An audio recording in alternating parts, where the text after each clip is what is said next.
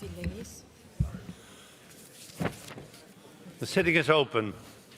Please take your seats, colleagues. I can inform you that, as promised yesterday, a joint statement was made by the Chair of the Committee of Ministers, the Secretary General, and the President of the Parliament of the Assembly regarding the atrocities that have taken place yesterday and are taking place today in our member state, Ukraine, due to the Russian war of aggression against Ukraine. First item of business this morning is a debate on the report titled Supporting a European Perspective for the Western Balkans, which you find in document 15609, which will be presented by Mr. George Papandreou on behalf of the Committee on Political Affairs and Democracy. I remind you that we already have agreed that in order to finish by 12 o'clock, when President Higgins from Ireland will address our Assembly, we shall interrupt the list of speakers at about 11:45 to allow time for the reply and the vote. I now call George Papandreou, Rapporteur. George, you have 7 minutes. Thank you very much, Mr. Chair. The Balkan Peninsula is a beautifully diverse region. However, many ethnic groups, minorities, or even these small nascent countries themselves have often felt deep insecurity. Under despotic or authoritarian regimes, citizens felt oppressed, minorities excluded or persecuted, any sense of justice, equality, and freedom squashed. The imprint that this has left on our collective consciousness is that when in trouble, we look for a big brother, protector, or depend on a neighboring mother nation to come to our salvation. This created profound dependencies on outside powers, and our local or regional grievances became proxy conflicts in a larger geopolitical game. However, there is another side to the story. In the late 18th century, a revolutionary, Rigas Fereos, and many after him had a very different vision for the Balkans. He lived and wrote from Odessa, and he wrote on the unity of the Balkan peoples. I will use his words to juxtapose these to the horrible reality of today's war. Against Putin's despotism, Rigas Fereos would call for radical and direct democracy. Against Putin's brutality, Rigas would project the universality of human truth and human rights. Against the Russification, the denial of Ukrainian identity, Rigas Fereos would proclaim a state of democracy and education where, in this case, Greeks, Slavs, Armenians, Turks, Jews, Vlachs, and Albanians live harmoniously and equally. A state of virtue, he called it. This vision which inspired many, had been lost after many wars that ensued. But this dream was rekindled when the EU invited the Western Balkans to the Thessaloniki summit in 2003 and pledged that they have a genuine European perspective into a family of values which guarantees peaceful coexistence, where all feel protected, respected as individuals, as a minority, as a nation, as a political group, as a citizen of any race, religion, gender, or ethnicity. Protected, secure, not because of some big brother protecting us, but because of our pledge, our commitment to common values and practices. A family of dignity, trust, and virtue. But as Piero Fassino and his co-signatories recently declared, after 20 years, the shine of Europe has been waning, bringing frustration, youth migration, reform fatigue, undermining the vision of a Balkans of cooperation, democracy, dignity, and peace. The old habits of looking for protectors are re-emerging. In this world of geopolitical rivalry, the Balkans could easily again become a playground of proxy conflicts. Though this report hopes to be a new starting point, I hope it to be a spark to help rekindle the dream, the vision of the unified people of the Balkans within the European Union, to further provide for a new impetus towards democratic reform where the Council of Europe can and must play a crucial role. But it is also a challenge towards the European Union, a call for the necessary political will to move forward. Yet it is a challenge to all of us. What Europe do we want? Are we in the European Union ready to face the geopolitical challenges and make every effort and investment to integrate our neighbors into this family of values, deepening and protecting these values in the process? Can all in the candidate countries develop a new political momentum for the necessary institutional and social changes? Can the region take the initiative, develop agency, collectively have ownership of this process, rather than seeing it as an outside pressure to comply with unwelcome norms? And what will the European community, political community become, the EPC, as it has been called? Will this be a substitute for membership or an accelerator towards integration, as the Commissioner for Enlargement hopes it will become? Will our fourth Council of Europe summit become a catalyst for a more strategic relationship between the European Union and the Council of Europe, Mr. President? And how can this be beneficial for the Western Balkans? How do we, as Europeans, see our responses to the major challenges humanity faces? Climate, health, deep wealth inequities, taming technologies for the common good, building peace and fighting against the spread of weapons of mass destruction. So this report has tried to enumerate the steps that will allow us to establish a viable process which will guide us in facing these challenges in a common way, with the Balkans inside the European Union, integrated into the European Union. We outline in this report the priorities for changes in the countries of the Western Balkans. We also assess the responsibilities the European Union must undertake and the responsibilities for a stronger political will. We also look at how the Council of Europe, we here, can develop a deeper and further strategic relationship with the European Union in order to play a catalytic role in the accession process of the Western Balkans, one which I believe will also close the historical cycle of conflicts, of frozen or existing conflicts in the region.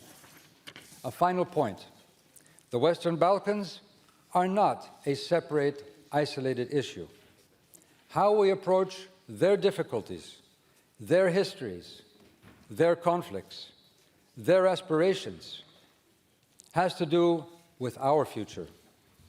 What kind of Europe we want to create for future generations. And in this, we all have a role to play. All of us have a responsibility. We must take our future in our hands. It must be shaped by us, by all of us. And that is our challenge today. Thank you, Mr. President.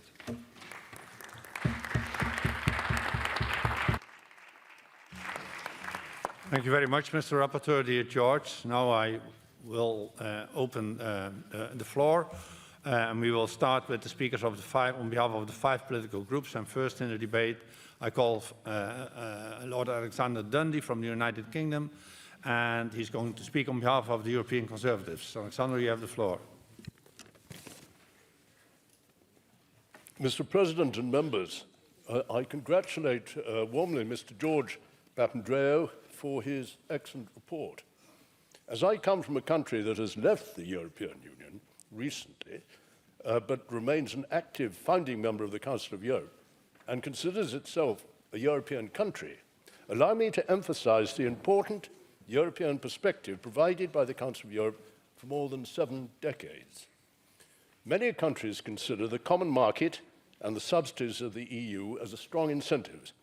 However, a European spirit, culture and understanding is furthered much more through the standards on human rights and democracy set by the Council of Europe, as well as by its landmark achievements in a significant number of respects, including with education, on student mobility and the recognition of study periods and diplomas, as well as by its work on cultural heritage, just to mention a few activities of the Council of Europe and in association with the Committee on Culture, Science, Education and Media, of which I am the current chairman. At the same time, I support the expressed desire of countries in the Western Balkans to join the European Union. As we have seen with Turkey, an EU candidate status can be a very long process, and I'm afraid that the EU candidacy of Ukraine might also be a very long-term project. The EU has grown stronger through several crises. However, as we noticed just now, the challenges caused by the Russian war against Ukraine on energy markets, financial markets, and economies globally make political decisions within the EU ever more complicated and divided. Therefore, as this report does, I would urge the strengthening of European perspectives, standards, and cooperation among our member states. Equally, as also emphasized within the report, we must not play down the value of our own organization, the Council of Europe. In this spirit, I'd like to highlight one issue. Having been Foreign Minister and Prime Minister of Greece in the past, Mr. Papandreou will be only too well aware of the decades-long and dire humanitarian situation and suffering of so many irregular migrants on the so-called Balkan route from Greece to Western EU countries and the United Kingdom. Frontex has recorded an increase of 350% this year to more than 86,000 persons in the Western Balkan route and an increase of 120% to more than 25,000 persons in the Eastern Mediterranean route to Greece. Most of them have fallen victim to human smugglers and are forced to sleep rough in the woods or in the open in cities. I'm not sure that the situation will necessarily improve through an enlargement of the European Union. Yet for member states of the Council of Europe, European solidarity and cooperation based on the rule of law and human rights should be fully achievable in this context in order to avoid such human suffering. Mr. President, this is the European perspective which the founders of the Council of Europe enshrined into the statute of our organization. Thank you very much, Alexander. Notre prochaine oratrice est Madame Liliane Tanguy de la France. Elle parle au nom du groupe ADLE. Excusez-moi. Liliane.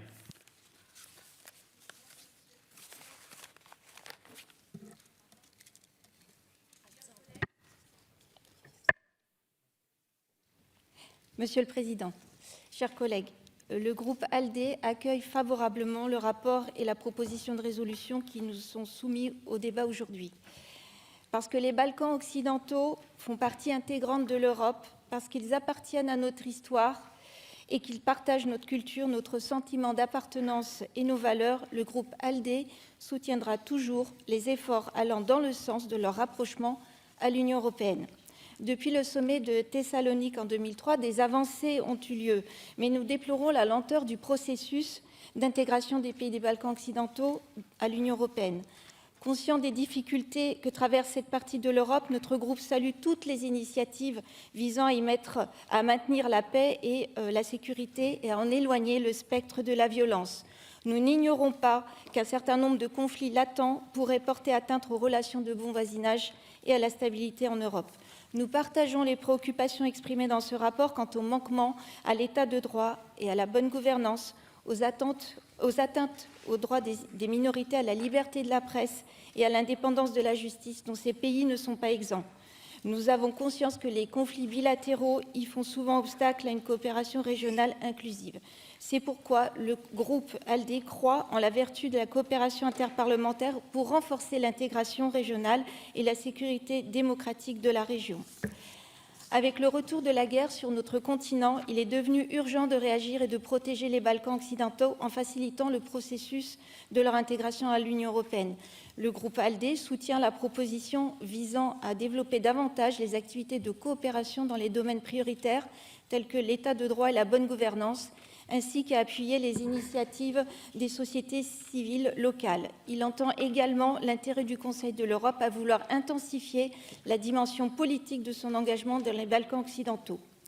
Le groupe approuve également la recommandation adressée au Comité des ministres de soutenir les forces démocratiques dans ces pays afin qu'ils s'engagent à améliorer leur fonctionnement administratif à tous les niveaux de gouvernance, à intensifier la lutte contre la corruption, à renforcer la place de la société civile et à s'abstenir à tout discours provocateur.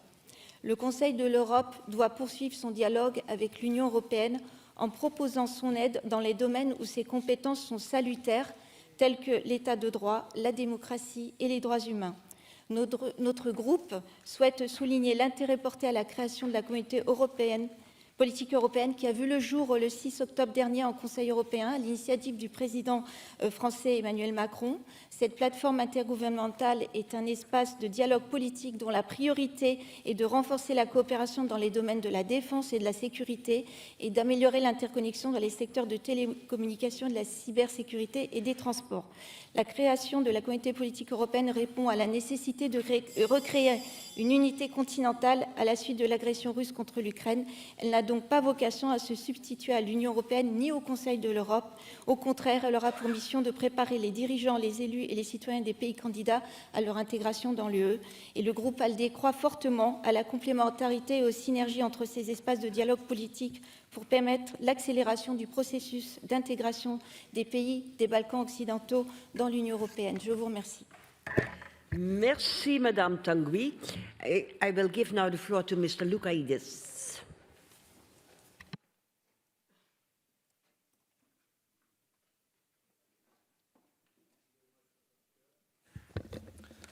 Dear colleagues, I wish to congratulate Mr. Papandreou for this important report.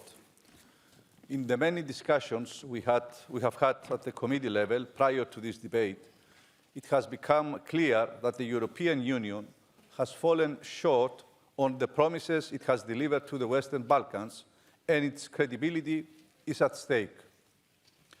This is a negative development that has led to widespread disappointment, anti-European sentiment, and a democratic deficit in the region. The Western Balkans, dear colleagues, have suffered armed conflicts and the NATO war in the 90s. At the same time, the neoliberal policies imposed over the years, including deregulation of the labor market and policies of privatization, have aggravated unemployment and precarity, brought about further deterioration of labor and social rights, poverty and social exclusion. This, in turn, has caused further marginalization and disappointment, especially among the youth, as well as increased racism and interethnic tensions. Council of Europe, and particular PACE, must stand by the Balkan countries in favor of democracy, peace and social justice, social and economic development, and the strengthening of democratic institutions. Standard setting, monitoring and cooperation are essential in keeping up the momentum and achieving progress with respect to Copenhagen criteria. We must also push for reconciliation and good neighbourhood relations in the region. The PRESPA agreement has sent a clear message that historical disputes can be solved through dialogue. It is essential for the people of these countries to view cooperation with the EU as a process of mutual interests, one that can foster sustainable development for the whole region, as well as security and stability. Renewed commitment is what we must achieve. Rewarding progress with a concrete perspective of EU integration will be beneficial to the region and Europe as a whole. But enlargement must go beyond the technical level and reach the parliamentary and intergovernmental dimensions, local and regional authorities and civil society organizations. Furthermore, the EU and the enlargement process in itself needs to change so that the Union's strategic objectives reflect and prioritize policies aimed at combating exploitation, precarity, the deterioration of labor and social rights, poverty and social exclusion. Thank you, Madam Chair. Thank you very much, Mr. Lukaidis. I give the floor now to Mr. Fassino. Grazie signor Presidente. Io ringrazio naturalmente il collega Papandreou e condivido la sua relazione a nome del gruppo socialista, la sosterremo. Io vorrei partire da questa considerazione. Siamo di fronte a una guerra atroce che tutti seguiamo con angoscia in Ucraina e quella guerra però ci porta ad altre guerre che hanno sconvolto il continente dalla fine della Seconda Guerra Mondiale. Penso alle guerre nel Caucaso e penso alla guerra nei Balcani. E che cosa ci dicono queste guerre? Ci dicono che se, mentre da 80 anni c'è pace, stabilità e sicurezza nell'Unione Europea, le insidie alla nostra sicurezza, le insidie alla pace, i luoghi dell'instabilità e della guerra sono le regioni esterne all'Unione Europea. E questo ci deve dire quindi che l'unico modo per evitare che questa instabilità, queste guerre possano continuare anche in futuro è quello di integrare queste regioni e portarle dentro l'Unione Europea, perché l'Unione Europea è la condizione della stabilità, è la condizione della sicurezza e la condizione della pace. E questo vale in particolare oggi per i Balcani.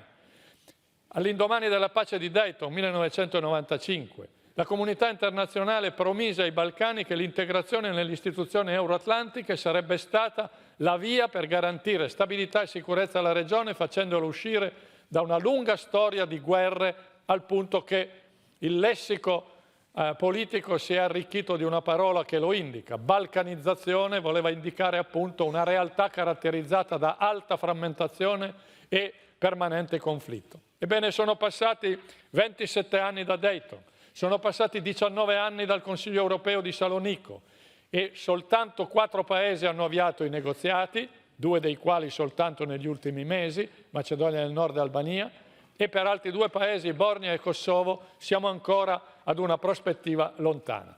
E guardate, tutto questo decorso di tempo ha prodotto già delle conseguenze, ha prodotto frustrazioni nelle opinioni pubbliche che vedono l'obiettivo dell'Europa sempre più lontano e evanescente, ha permesso l'ingresso nella regione ad altri attori, dalla Cina alla Russia, alla Turchia, ad altri ancora, e ha favorito come alibi il rallentamento nei paesi balcanici dell'adeguamento della loro legislazione agli standard europei. Io credo che sia, come giustamente sollecita Papandreou, il necessario cambiare passo. Abbiamo bisogno di un salto di qualità, di una netta accelerazione del processo di allargamento, accelerando i negoziati con Serbia, Montenegro, Albania e Macedonia del Nord, determinando scelte precise per la Bosnia, riconoscendogli almeno lo status di candidato all'adesione e dando una prospettiva di integrazione al Kosovo.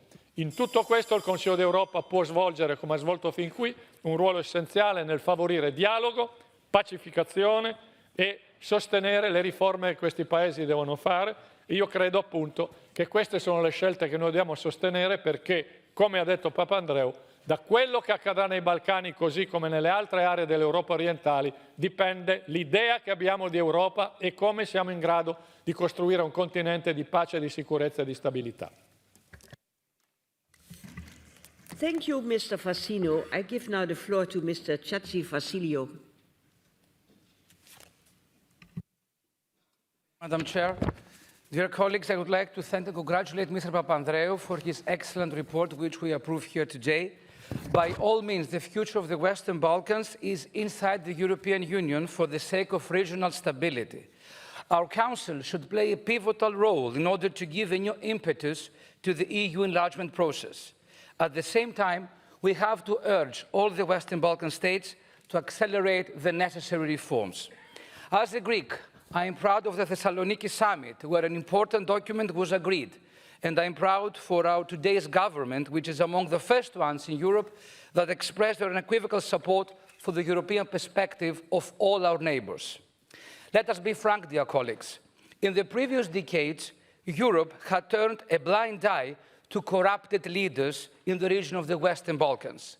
We were unable to give a way out to the younger generation that lasted for a European future. And what happened, dear colleagues? Euroscepticism, nationalism, and the influence of third revisionist countries grew in its place among the region. The Western Balkans belong geographically, historically, and economically to Europe. The Russian invasion in Ukraine justifiably takes up most of Europe's political energy.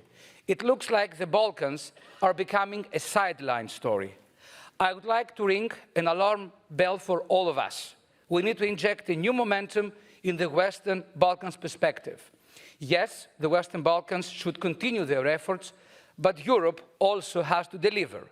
Leaving the region in a limbo will cause instability and a dangerous strengthening of malign influence by third actors. Can we afford that?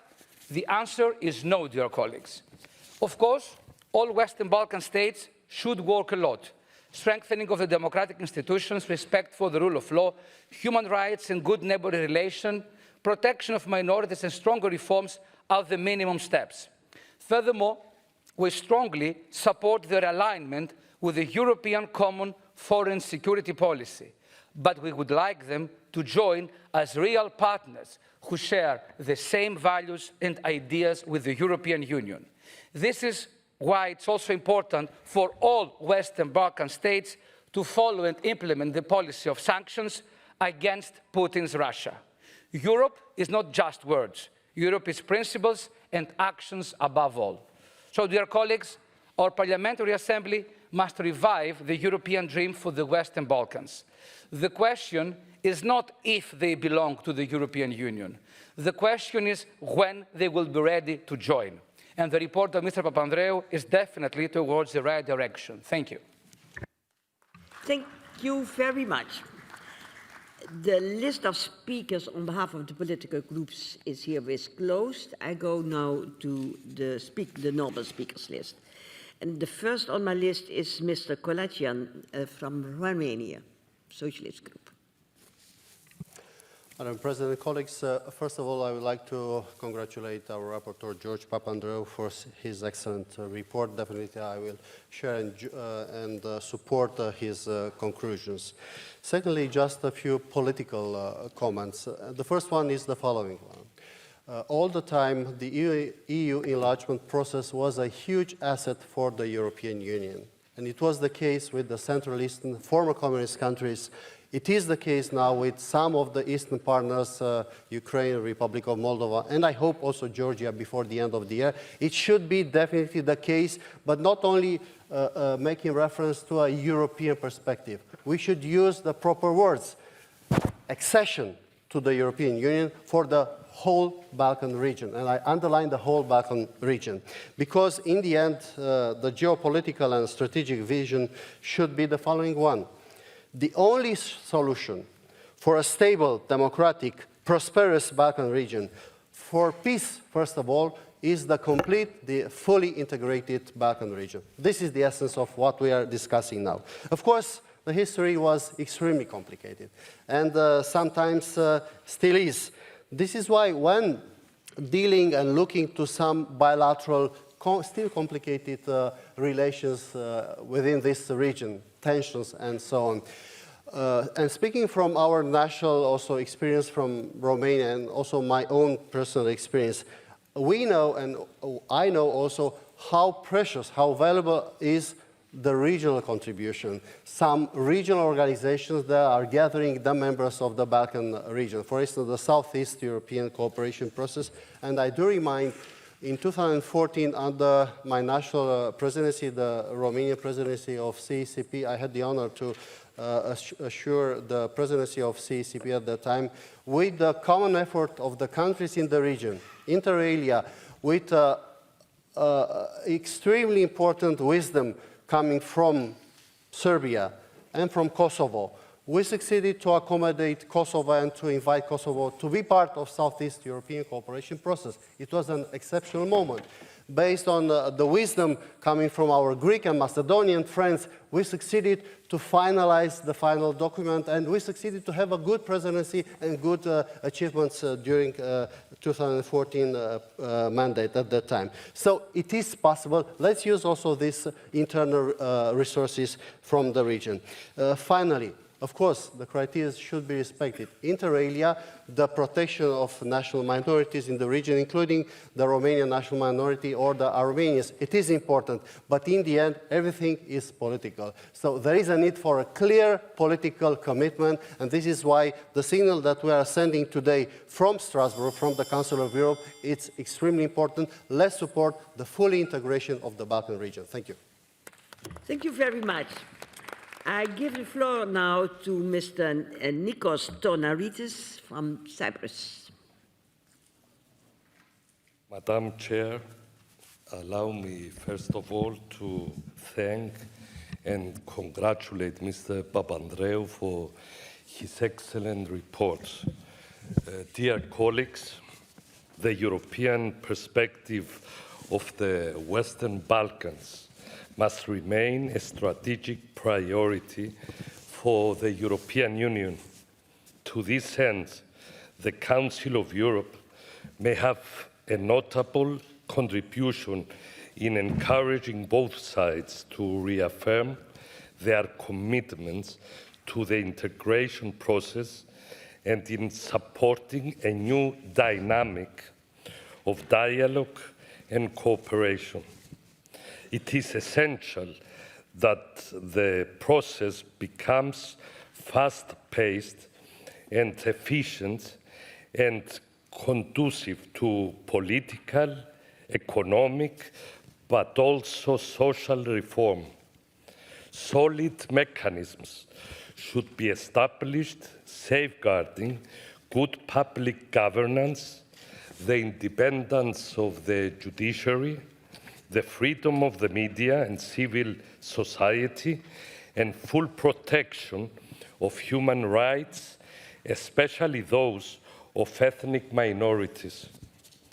Balkan countries have made noteworthy progress against deep-rooted tendencies for corruption, party polarization, and lack of transparency and accountability.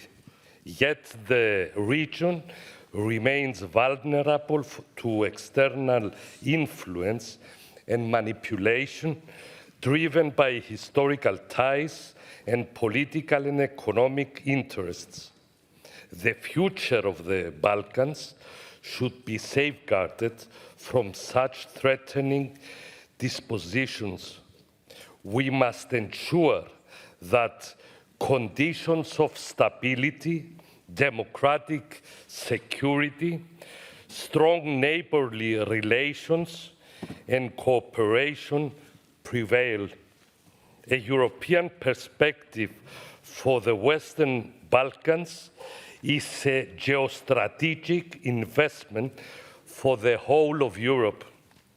Therefore, we, the Council of Europe, must continue to encourage and expect full alignment with our common European standards, values, and principles.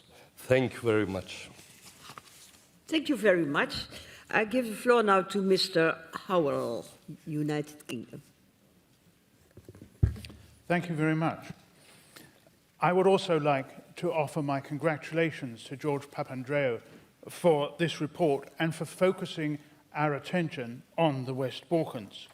Because as we have already heard, there should be an alarm bell ringing for us to look at this area. It is an area that needs to be monitored in great depth.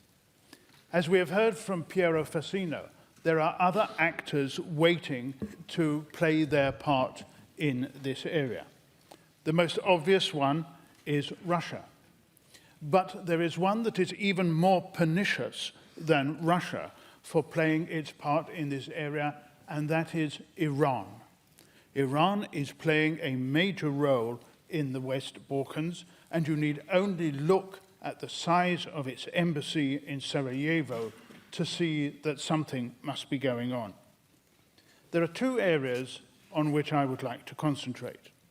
The first is Bosnia-Herzegovina, where I have just returned from election monitoring for the presidential and the parliamentary elections. One can look at these elections in two terms. One can look at them in the short term, where there was no disruption that we were able to see, and where people could vote without being at the point of a gun. But you can also look at them in terms of the long term. And in this case, they must be seen as disastrous. For people to go into an election booth and for them to spend 30 minutes reading through the 4 pages, the 4 areas or the ballot papers, means that we have developed a system that is completely complicated for the area.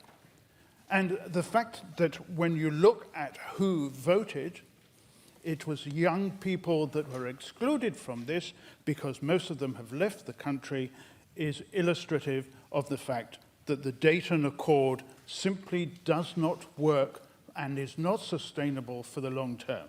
So whatever we do, we must fix it and get it right. The second area I said I would deal with too is Kosovo, where my government is supportive of Kosovo, and so is my delegation. It can bring nothing but benefits in human rights terms to the people of Kosovo to be fully members of this organization. There is throughout the region still too much dependence on Russia for natural gas, and that means big investment from the West. For the Council of Europe, I can only agree with the report that the Council should play a greater role in promoting dialogue, including regional cooperation, the normalization of relations, and the solution of bilateral differences. Thank you. Thank you very much, Mr. Howell. I give the floor now to Mr. Kern, Claude Kern, France. Merci Madame la Présidente. Mes chers collègues, je veux remercier notre collègue Georges Papandreou pour son excellent rapport. Je reviens moi-même de Sarajevo, où, avec d'autres collègues, j'ai participé à cette mission d'observation préélectorale puis électorale. Et grâce aux échanges que nous avons pu avoir sur place, j'ai pu toucher du doigt certaines des problématiques évoquées dans ce rapport. Prendre en compte de manière adéquate les situations et les besoins de l'Albanie, de la Bosnie-Herzégovine, du Monténégro, de la Macédoine du Nord, de la Serbie et du Kosovo m'apparaît être une nécessité pour l'Union européenne, tout comme pour les pays concernés. Ne nous le cachons pas, la marche vers l'intégration européenne est longue et ardue, tant la reprise de l'acquis communautaire suppose l'adaptation des législations et des pratiques. La situation du Monténégro est à cet égard frappante. S'il a ouvert l'ensemble des plus de 30 chapitres de négociations, seuls 3 sont aujourd'hui provisoirement clos. Je partage les préoccupations exprimées par notre collègue rapporteur sur l'évolution de la situation dans la région. Le climat politique polarisé aboutit parfois à des conflits interinstitutionnels. Dans plusieurs États, on relève malheureusement de graves manquements à l'état de droit, de sérieuses difficultés de gouvernance et des failles dirimantes dans l'organisation et l'indépendance du système judiciaire. La liberté des médias reste un enjeu, tout comme le respect des minorités nationales. Ces problèmes sont encore aggravés par des reculs démocratiques que l'on observe dans certains de ces pays, comme dans bien d'autres pays d'Europe. Nier ces problèmes serait mentir. Dire qu'il sera facile de les résoudre aussi. Et pour autant, il nous faut avancer et donner des perspectives positives aux États des Balkans occidentaux afin d'éviter qu'ils se tournent vers d'autres influences qui prêtent moins d'attention aux enjeux démocratiques. Je crois que les pays en préadhésion devraient pouvoir tirer plus rapidement et sans attendre leur adhésion complète le bénéfice des efforts qu'ils consentent. Le fait d'avoir revu la méthodologie du processus d'intégration pour le rendre à la fois plus rapide et progressif, mais aussi réversible, me paraît être une mesure de bon sens. Il nous faut réaffirmer avec force la perspective européenne des Balkans occidentaux, sans rien cacher des marches ardues qu'implique l'adhésion à l'Union européenne. Il en va d'ailleurs de même pour l'Ukraine et la Moldavie, et peut-être, j'espère un jour, la Géorgie. Mais la phase de préadhésion est une étape cruciale si l'on veut éviter d'importer des problèmes systémiques au sein de l'Union européenne. Merci. Merci, Monsieur Kern. Next speaker is Mrs. Emine Gunet. Thank you, Chair. Dear President, dear colleagues, I would like to thank the Rapporteur for bringing up a very important regional issue. Integration of the Western Balkans into the European Union is of significant value in terms of social and economic development and welfare and stability of the region and Europe alike. It surely serves the benefits of interests of the both sides. Therefore, I think the enlargement and membership process should be truly endorsed.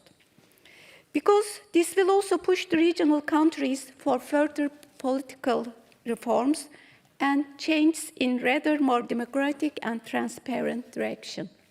Membership of the Western Balkans to the EU will contribute to the efforts aiming at tackling the challenges regional countries face vis-à-vis one another and empowering political and diplomatic attempts for more grounded cooperation in the region. I believe this process has also become a catalyst to address political and ethnic fractures and division in the region, especially by pushing for political reforms in order to provide and safeguard sustainable social, economic, political, and administrative structures. In addition, the enlargement and membership process is an invaluable chance nowadays to render and keep aspirations for European integration vivid and credible. This is even more evident as we are in a period in which the European vision is questioned and waning. Nationalistic and xenophobic sentiments, as well as Islamophobia is widespread in almost every corner of Europe. For this reason, it should be deemed as an opportunity to help reverse this unpleasant trend in Europe and rebuild confidence in European democratic values. Finally, taking into consideration the history of the Balkans, the global and regional geopolitical and security challenges aroused by the third parties contending for the influence in the region, it is for the benefit of the Western Balkan countries and the EU to deepen and finalize the integration and membership process.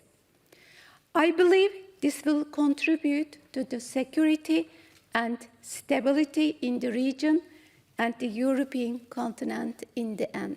Thank you. Merci beaucoup. I have now Mr. Pierre-Alain Frides from Switzerland. Merci Madame la Vice-Présidente, Mesdames, Messieurs, chers collègues. Je suis suisse, on est en train de parler d'adhésion à l'Union européenne, donc je suis plutôt mal placé. Et en plus, je ne suis pas un grand spécialiste de la région des Balkans, même si j'ai à quelques reprises participé à des observations d'élections dans la région et je suis allé 2 fois avec une commission parlementaire suisse visiter les troupes suisses. Oui, il y a des troupes suisses à l'étranger, en l'occurrence au Kosovo. Mais je me permets en fait quelques remarques qui, je pense, iront tout à fait dans le sens du rapporteur qui a effectué un très bon travail.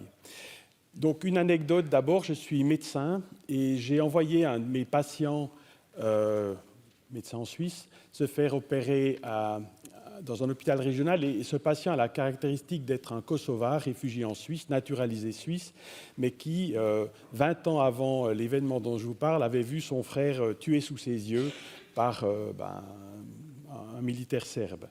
Et j'ai envoyé ce patient à l'hôpital et là, il s'est retrouvé face à un médecin serbe, l'anesthésiste.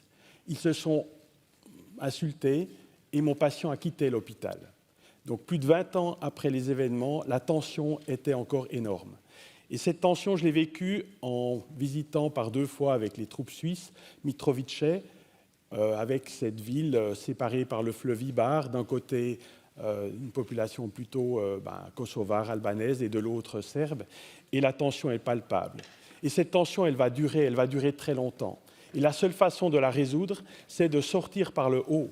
Et sortir par le haut, c'est donner des perspectives, notamment des perspectives économiques, sociales, de progrès, de développement. Et ça passe, pour moi, à l'évidence, par une entrée dans l'Europe, dans l'Union européenne. Et c'est véritablement offrir à ces pays-là la motivation pour abandonner ces haines qui vont se transmettre de génération en génération et qui sont actuellement toujours très vivaces.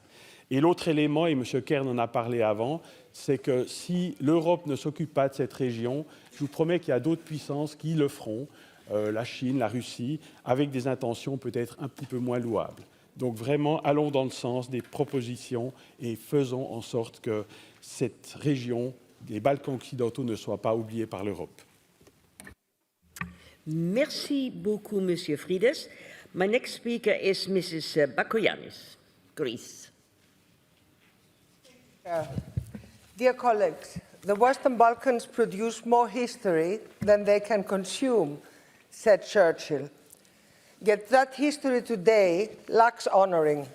It needs recognition, as it is none other than part of our history, the European history. The report in question reaffirms the support for the European Union prospect of the Western Balkans, a promise that has been forgotten and is long overdue to the people of that region. I want to congratulate the rapporteur, Mr. George Papandreou, for his excellent work, dedication, and insight within the report and resolution. It is as timely as it can be, following the outbreak of war in Europe, following the rise of geopolitics and global insecurity, but also following new attempts of Europe to unify, as evident by the first European Political Community Summit that took place in Prague just a few days ago. But we need not to look to new formats and forget the ones that have guaranteed peace in Europe for many years. The EU prospect for all the countries of the Western Balkans, and I repeat, all the countries, has been the driver for reforms, for peace and stability in the Western Balkans for many years now. Yes, they are not all in the same level. Yes, there are a lot of problems still in the Western Balkans. But if today the European Union does not send a clear message that we mean business, that we want the Western Balkans to be part of the European Union, then the disillusionment for the people will be so big that the interference of other players in the region, as a lot of colleagues already mentioned, will be there. China is there, Russia is there, Iran is there, a lot of other outside countries are there and are interested in the Western Balkans. Dear colleagues, this is a question the Europeans must solve. I'm grateful for all the support we get from people from outside the European Union. But the European Union must work now. And the decision must be made as quickly as possible, because time for the Western Balkans is running out. Thank you. Thank you very much, Mrs. Bakoyannis. And now give the floor, the next speaker is Mrs. Zita Gourmet. Thank you very much, dear President, distinguished colleague. The COVID-19 global pandemic and the war in Ukraine redirected our attention to the fact that the enlargement policy is a tool to advance the geostrategic interest of the EU and opportunity to foster European unity. At the level of statement of principle, there is almost unanimous agreement in the EU on the need to accelerate the accession of the Western Balkan countries to the EU. Hungary has traditionally been among the pro-enlargement countries. But in reality, the process has been stalled for years. EU constantly sets new conditions and criteria for membership to the Western Balkan countries. Analyses have shown that currently no less than 15 EU member countries would not be able to fully meet all the conditions for membership set to Western Balkan countries. The situation clearly needs to change urgently. Countries in the region are doing a lot to integrate with the EU. The EU should take this positive development and messages seriously and take real steps towards accession. They need to act now. Among the positive messages from the region, I would like to mention here an important event of the last 2 weeks. 1st and 2nd of September was organized in Belgrade, a summit of the Open Balkan Initiative. It is a joint project of Serbia, North Macedonia, and Albania, based on the idea of free flow of people, goods, capital, and services. Montenegrin Prime Minister and the chair of the PIC Council of Ministers also attended the summit. The Hungarian and Turkish foreign ministers were present too. At the opening of the summit, the Albanian Prime Minister Edi Rama stated that leaders of member countries will seriously consider inviting other countries that are EU members and important for the region, such as Greece, Italy, Hungary, and Turkey, to join to the regional initiative. The initiative is compatible with the EU principle. Open Balkan is a regional project, no compensation for membership in the EU, or a kind of waiting room for membership. It is a peace project, just like the coal and steel community, a predecessor to the EU.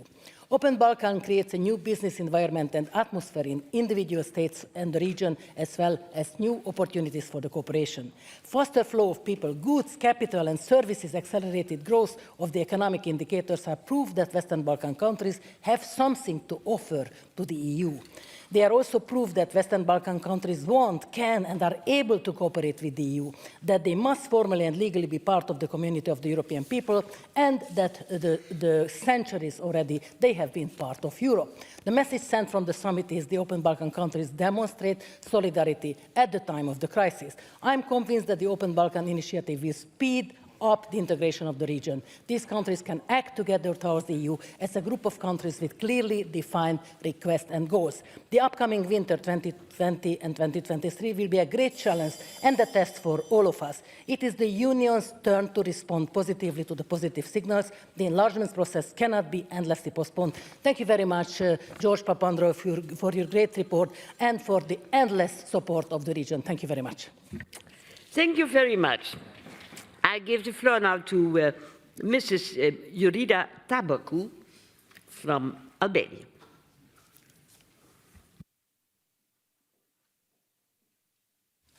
First of all, let me thank the rapporteur, but also for the report, and you have to be from the region to understand really the region.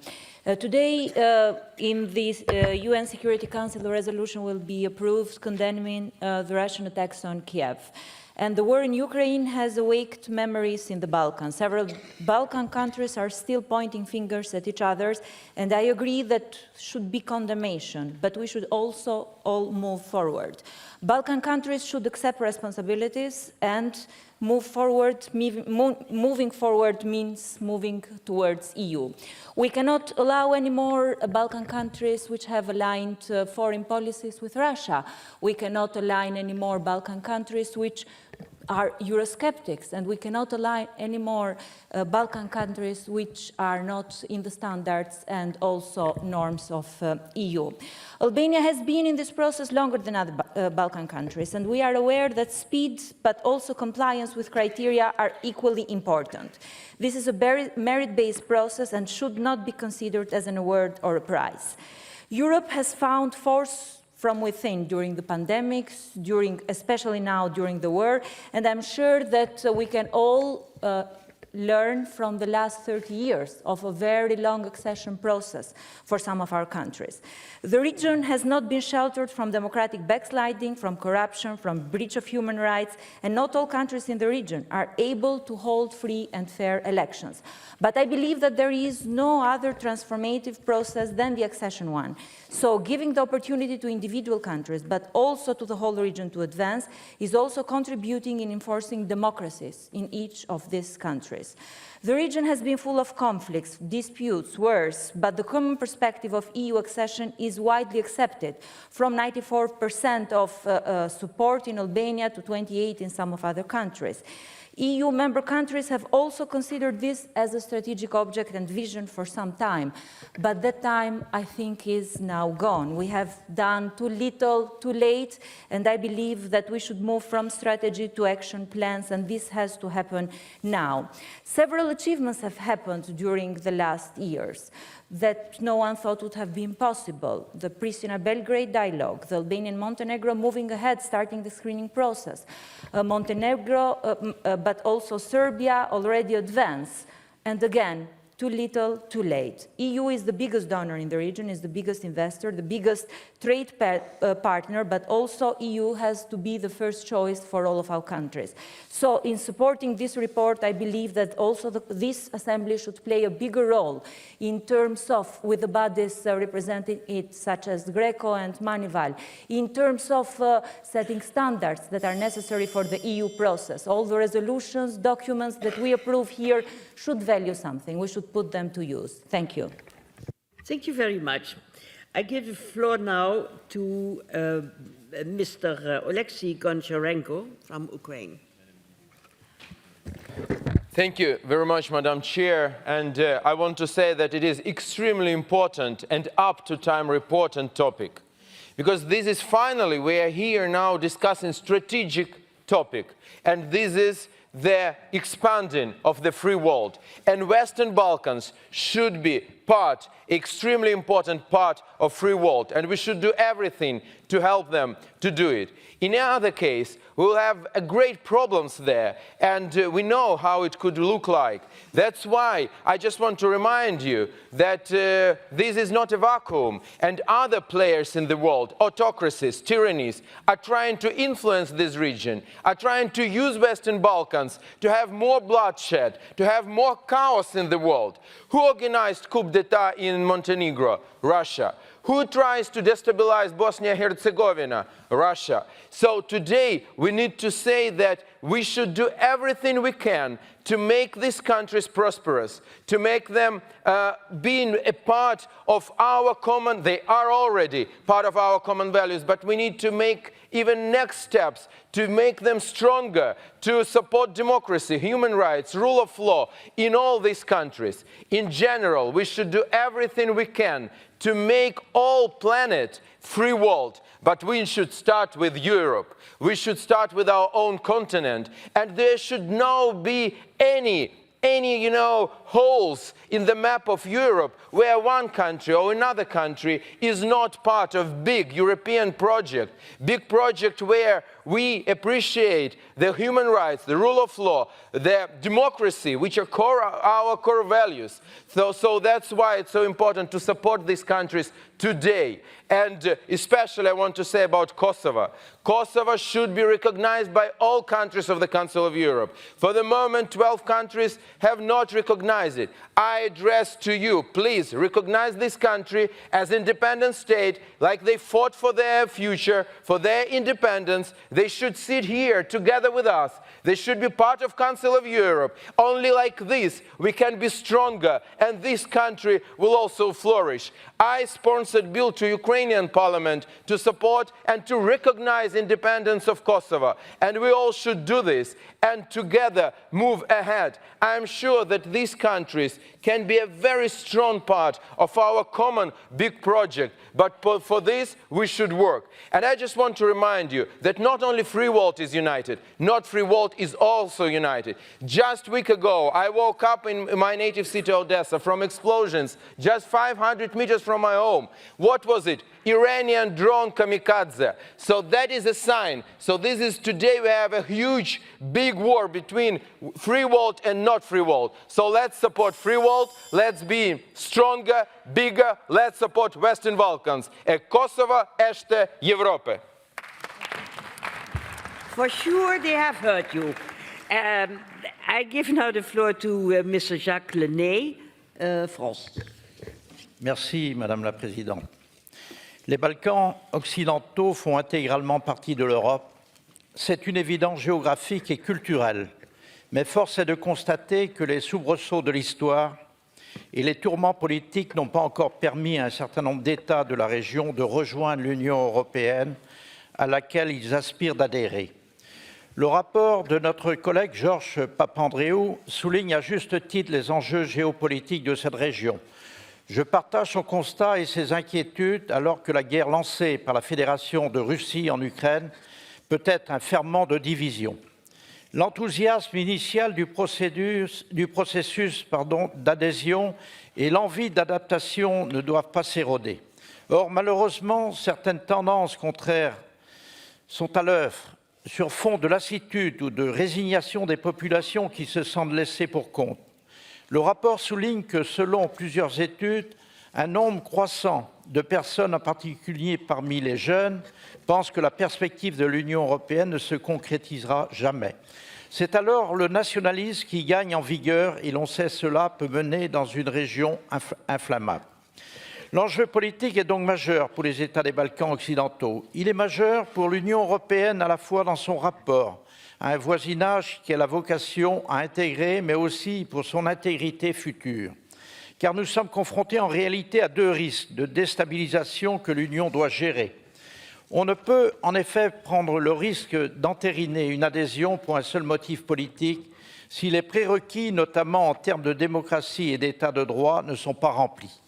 J'appuie donc l'appel de notre collègue pour que le Conseil de l'Europe, grâce à son large panel d'instruments, puisse accompagner les États des Balkans occidentaux dans leurs réformes nécessaires. Je considère également que la révision des modalités du processus d'adhésion que la France avait appelé de ses vœux était nécessaire afin de garantir à la fois une progressivité et une réactivité accrue, mais aussi une réversibilité lorsque cela est nécessaire. Je me félicite aussi que plusieurs obstacles aient pu être levés, notamment par la levée de l'opposition de la Bulgarie à l'adhésion de la Macédoine du Nord ou encore par l'ouverture des négociations avec l'Albanie. Dans une période troublée, l'Union européenne et le Conseil de l'Europe doivent travailler de concert afin de donner des perspectives d'avenir réelles et crédibles aux pays des Balkans occidentaux. Je vous remercie. Merci beaucoup. Maintenant, je donne la parole à M. Stefan Jovanovic from Serbia.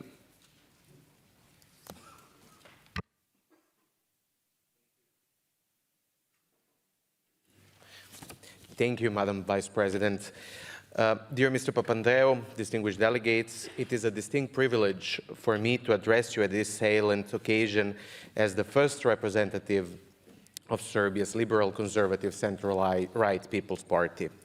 Today's debate has featured important remarks on democracy and reform as some of the central tenets of the EU's enlargement agenda.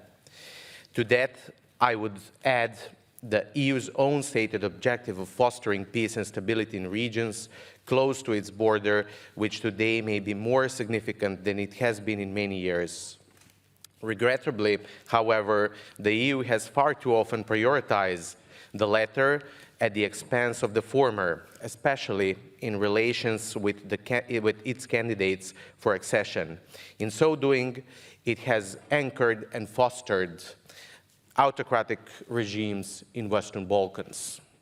We welcome the initiation of the European political community.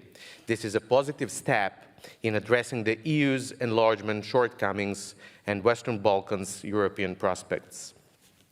I would like to bring to your attention the issue of new aspirants for membership in the Council of Europe from our region. Since the founding of the Council in 1949, the organization has grown to include 46 members, all of whom were accepted anonymously, having received the full support of the European Community of Nations. A potential decision to consider a bid for membership on behalf of the provisional authorities of self-government in Pristina, applying as the so-called Republic of Kosovo, could be a clear break with this long-standing practice, allowing division and disaccord to take precedent over the core values of this organization. Many distinguished members of this chamber rejected Pristina's claim to a statehood, and rightfully so. In a year in which the Council has repeatedly taken a principled stance on the need to respect the territorial integrity of its members, it is vital that this position continues to be upheld consistently and without exception. By committing a unilateral act of secession in 2009, the authorities in Pristina bluntly violated Serbia's democratic constitution and the United Nations Security Council Resolution 1244. Additionally, their poor track record on basic human rights and the rule of law stands in stark contrast with their wish to join this council. Under the watchful eye of the secessionist authorities, Serbs of Kosovo have become one of the most endangered ethnic groups in Europe. Violators of territorial integrity, of sovereign states, international law, and basic human rights should not be embraced by the organization devoted to the protection of this principle. We do call upon the Parliamentary Assembly to reject the attempts of provisional authorities in Pristina to become part of the Council of Europe, for they clearly do not meet fundamental requirements. Thank you for your attention. Thank you very much. I give now the floor to Mrs. Margreet Boer from the Netherlands. Thank you. And I start with congratulations to the rapporteur for this important and balanced report. It is important for the international community to show commitment to the Western Balkans and not forget the region. especially in light of the recent steps towards Ukraine and Moldova. Further, the war in Ukraine has underlined the importance of EU enlargement towards the Western Balkans to prevent instability in the heart of Europe, especially given the ongoing attempts by Russia, but also China, Turkey and others, to gain influence.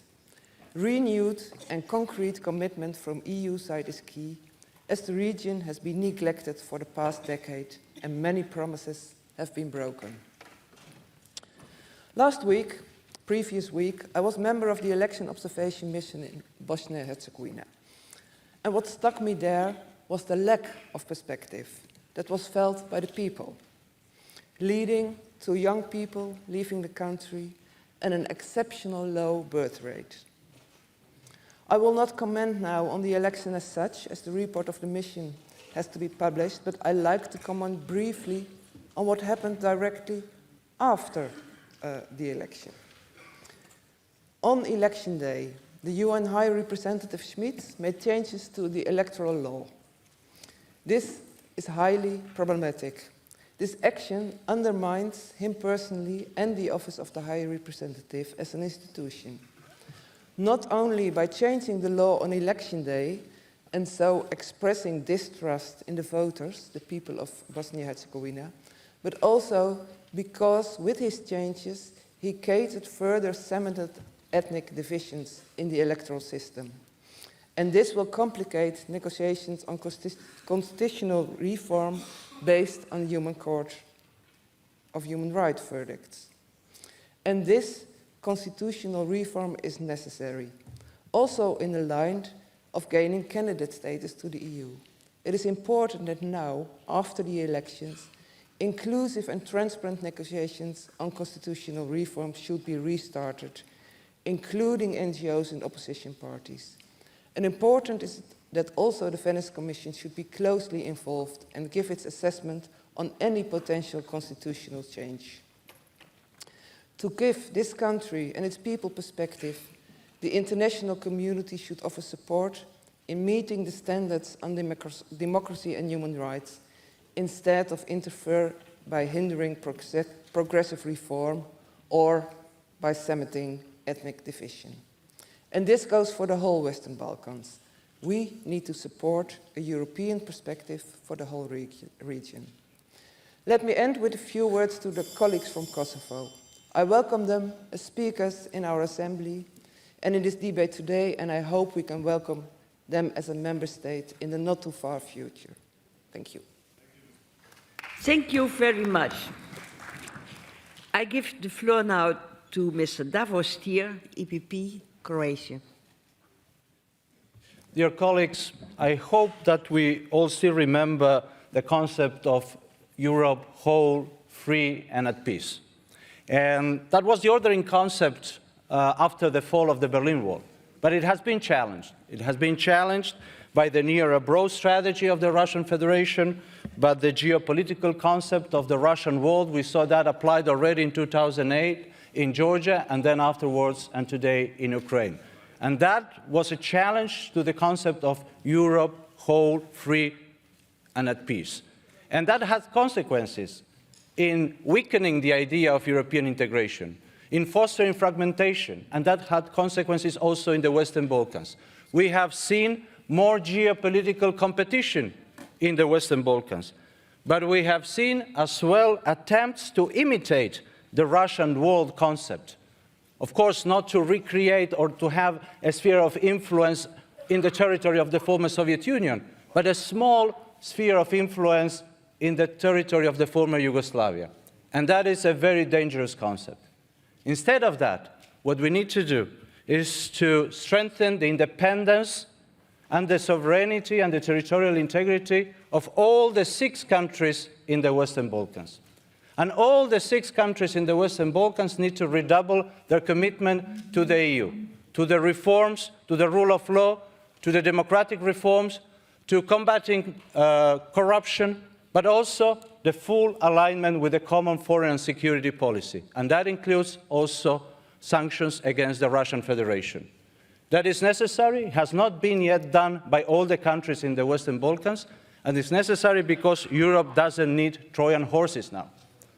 So, having said that, there is also a huge responsibility on the EU to make good on the promise from Thessaloniki of a European perspective.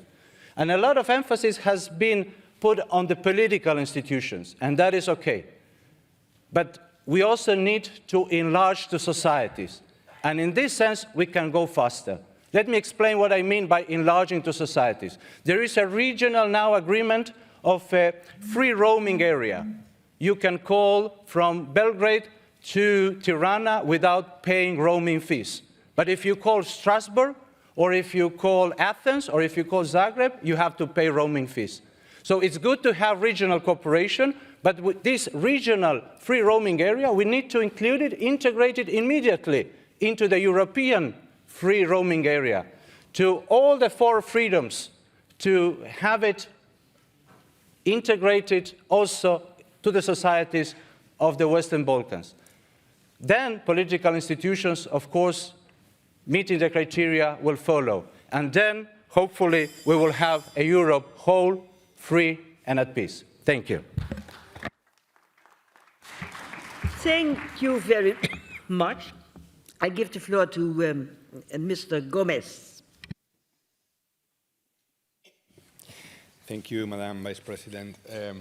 Creo que en un momento de enorme tumultuosidad en Europa, diría más bien incluso no solo en Europa, sino en el contexto euroasiático, no podemos permitirnos otro camino para los Balcanes que no sea el de neutralizar todas las tensiones, pero particularmente las tensiones interétnicas, fomentar de manera real y decidida la autonomía y la soberanía de cada uno de los países que conforman la región, y esto pasa obviamente por rechazar en toda medida las interferencias de potencias geopolíticas como puede ser Rusia, pero también por ser conscientes de que no podemos ejercer un constante protectorado de facto de estos países, y finalmente y sobre todo por acompañar con decisión los procesos de refuerzo de la democracia en los Balcanes.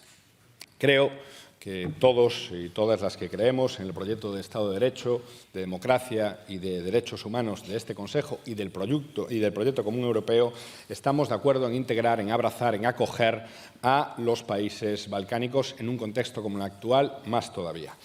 Lo debemos hacer porque son, obviamente, países hermanos, lo debemos hacer porque es garantía de estabilidad y paz no solo para estos países, sino para el conjunto de Europa, y lo debemos hacer sobre todo porque, más allá de que lo puedan desear sus élites políticas, por cierto, a veces muy separadas de las demandas de sus ciudadanos, lo debemos hacer porque los pueblos y los ciudadanos de estos países así lo exigen y así lo desean. Y es precisamente en este sentido que, para conseguir reforzar la perspectiva europea de los países de los Balcanes, creo que tenemos que hacer 3 cuestiones. En primer lugar, como ya se ha dicho previamente, las dinámicas económicas del neoliberalismo no pueden ser lo único y lo principal que exportamos, por no decir que imponemos, a estas sociedades. La contrapartida a la incorporación de estos países al proyecto común europeo no puede ser que sean socios económicos subalternos al servicio de las principales economías del proyecto europeo. En segundo lugar, la incorporación necesaria desde nuestro punto de vista de estos países pasa por asumir de una vez por todas una Europa realmente multirreligiosa. Creo que minorías culturales, que son mayorías además en sus países, como pueden ser la musulmana bosníaca, tienen que saber que con todo los acogemos y tienen que sentir que son parte de nuestro proyecto común. Y en tercer lugar, y para acabar, debemos de transitar esta incorporación de forma honesta.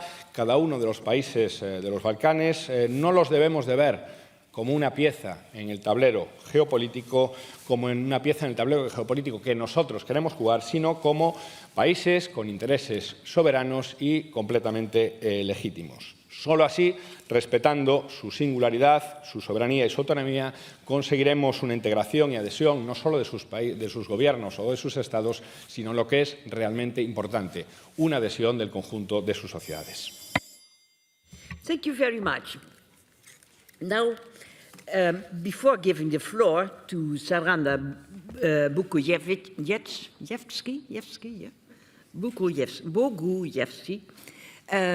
I have to remind colleagues that since yesterday we gave the right to speak in the debates to Kosovo. And now in this debate on the Western Balkans, the first time that a member of the Assembly of Kosovo has the right to speak. So you are very welcome.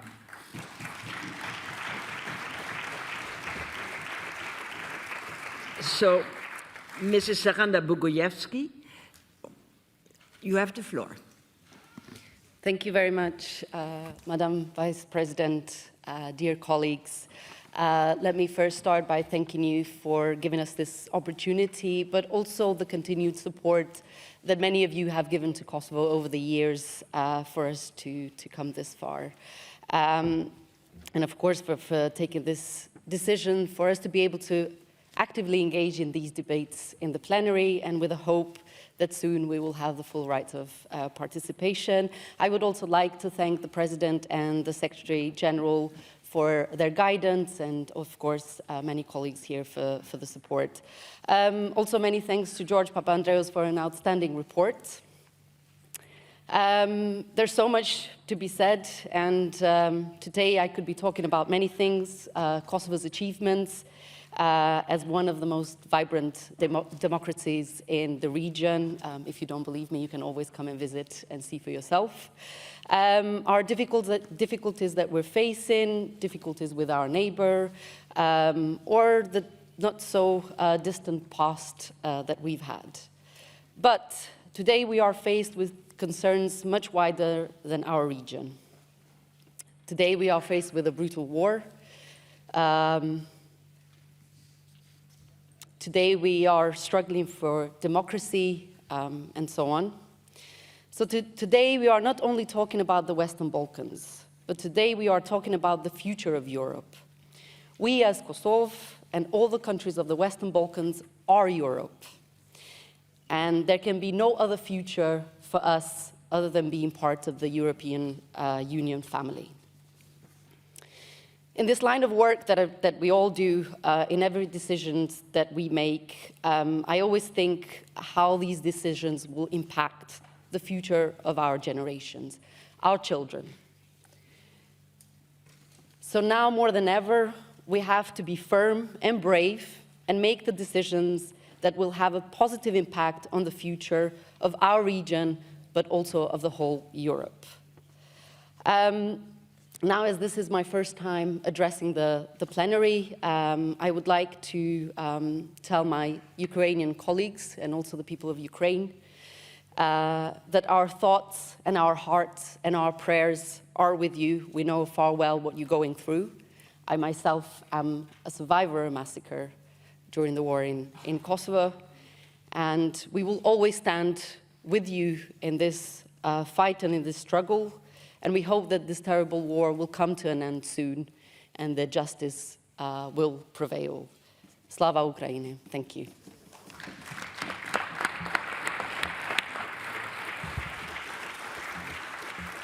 Once again, congratulations. Thank you very much. I give the floor now to Mr. Edward Ley from the United Kingdom.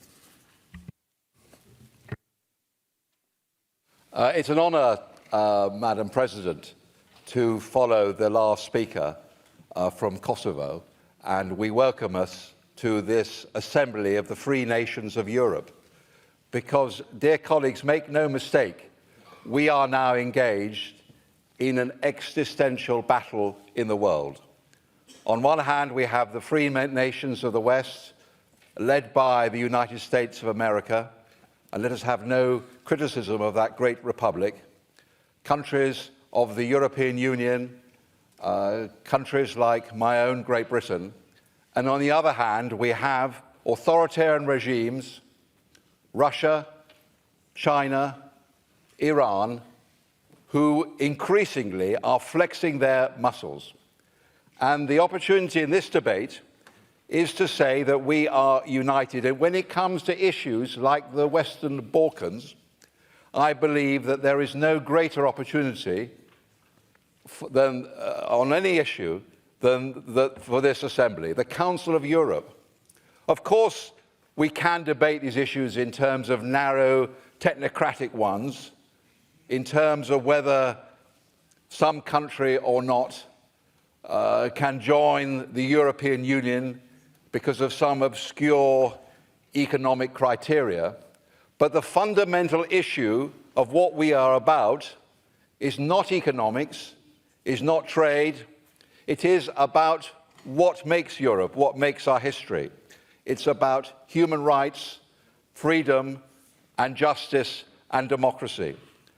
And I personally believe that, in a way, in the Council of Europe, we have slightly lost our way. We have become too focused on narrow issues, dare I say it, on some woke issues, and not on the real issues that we can help these countries in the Western Balkans and so many other countries. The rule of law, free judiciary, minority rights, open media ownership. And we, in the Council of Europe, in our debates, must focus laser-like on these issues. Help the countries of the Western Balkans or any other member state of the Council of Europe to address these issues. Then there is a whole new role for the Council of Europe, a whole new role in resisting the threat from Iran, from China, from Russia. Now, I don't want to get involved in the debates over the Kosovo, but surely people do have a right to self-determination. And there is a question of de jure, de facto independence. So let us be united in this assembly and let us stand up for the freedom and the minority rights of everywhere in the Western Balkans. Thank you very much. Thank you, Edward. Next in the debate, I call Mr. Darko Kevski from North Macedonia. You have the floor, Darko. Thank you, Mr. President. Dear colleagues, first of all, I want to say congratulations to Mr. Papandreou for a great report and also for big support for all countries from the Western Balkans. The Republic of North Macedonia is a stronger country from 9th of July this year with the opening of accession negotiations. With North Macedonia and Albania as candidates, the entire Balkan region is stronger and it becomes a safer and more stable place for people to live. The enlargement process gives us a chance to be an equal member of the Union and chance to create policies and vote for important decisions alongside the democratic states that are the role models for good governance. Western Balkan countries are an integral part of Europe, and the enlargement process enables the region to be peaceful, stable, and democratic. The European Union is home to over 500 million people, and I welcome its decision to open the way for even more citizens. Peace and freedom are preserved to the European Union, and in this crisis situation we can see the solidarity of the member states. The protection of human rights and freedom of expression are guaranteed. Conditions for stronger economic and social progress are ensured, as well as the functioning of the public institution. We are proud that in you we see the true partner who support us, and we are proud of the historical success of the Republic of North Macedonia to open the negotiation. I am convinced that we will deliver a great result because we are ready to overcome all the challenges, to harmonize the legislation in the identified areas, but also to change the institutional practices, all with the aim of being a full member of the EU as soon as possible. In these challenging times, with the Russian aggression against Ukraine, we need to closely cooperate with joint activities as a region and show leadership with even closer partnership with the EU and the member states. The joint cooperation is crucial. Together, we have to make efforts to accelerate the green and digital transition, build just a sustainable society, invest in renewable resources and infrastructure. But most important for us as a region is to ensure the rule of law, fight with the systematic corruption, to make substantial reform of the public administration and create a democratic environment. Western Balkans are Europe, and we need strong partners to walk the path for common future in the European Union. Thank you. Thank you, Darko. Next in the debate, I call Mr. Sergei Sobolev from the Ukraine. Sergei, you have the floor.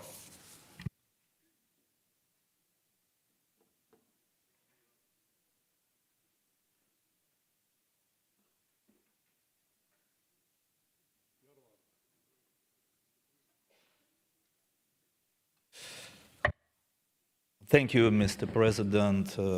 Thank you, Mr. Rapporteur. I think that Mr. Papandreou found a lot of answers, fortunately, on very complicated questions. But unfortunately, we have more questions than answers. So this discussion is very important not only to Western Balkans, it's very important to all European Union and to all Union of European peoples. First of all, of course, it's a war of civilizations. And when my previous colleagues mentioned new fascist regime of Putin in Russia, new dictator regimes in China or Iran, don't forget about Northern Korea, don't forget about Syria. I think that it's a real strategic war in the world. So it's a possibility to protect European Union, the values of European Union, only when you have strong forces. And Ukraine shows the whole world, with the thanks of your technologies and your weapon, that we can protect also European and world values of democracy and free world. When some leaders of your European countries forget that when you didn't pay money for your own army, you will pay money for other army, as we saw now when some countries refused to enjoy the sanctions against Russian Federation and pay money for Russia to kill Ukrainian children, Ukrainian women, it's very important to understand that as well as it's impossible to realize how Europe and European Union can be without free nations of Western Balkans, including Kosovo, it's impossible to realize how Europe and European Union can be without such nations as Ukraine, Moldova, Georgia. I think that this report has the excellent possibility to understand that now we are all in one boat, a boat of democracy. But this boat must be protected, and must be protected not only by economical methods, but as well by military methods. When somebody tries to discuss the future of military forces of European Union as the alternative to NATO, I think that it's the worst mistake. Without the United States, Great Britain, Canada, Japan, and other free world, it's impossible to protect democracy in the world. Thank you. Thank you, Sergei. Next in the debate, I call Madam Sensnaya Novakovic-Bursak. You have the floor, Sensnaya.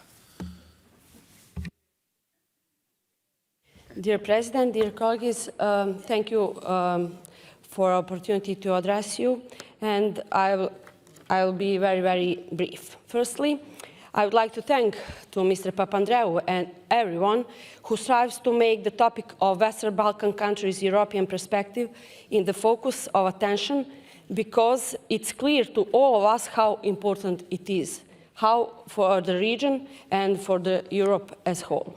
However, it's equally important that our citizens believe in that perspective and feel its importance as well, and it is rightly mentioned in the report that trust and desire to EU accession is declining throughout the region, unfortunately. I think that it is more important to ask ourselves about the reasons for that situation and to try to find the correct answers on the internal European level than to look for the threats from the abroad and to trying to find enemies when they don't exist. On my opinion, one of the key reasons for the public mistrust is the double standards history and existence throughout the region, unfortunately. We cannot talk about the rule of law, especially international law, if you have one standard towards Serbia and another towards other countries, as we have now. It's really difficult, believe me, to believe in democracy, while at the same time, in my country, in Bosnia and Herzegovina, lives a man A resident of a foreign country who, pretending himself to be high representative, who, without the necessary legitimacy or any legal basis, trying to pass laws or impose laws and regulate internal relations. Who can say for the Bosnia-Herzegovina that is sovereign and democratic country, having in mind that fact?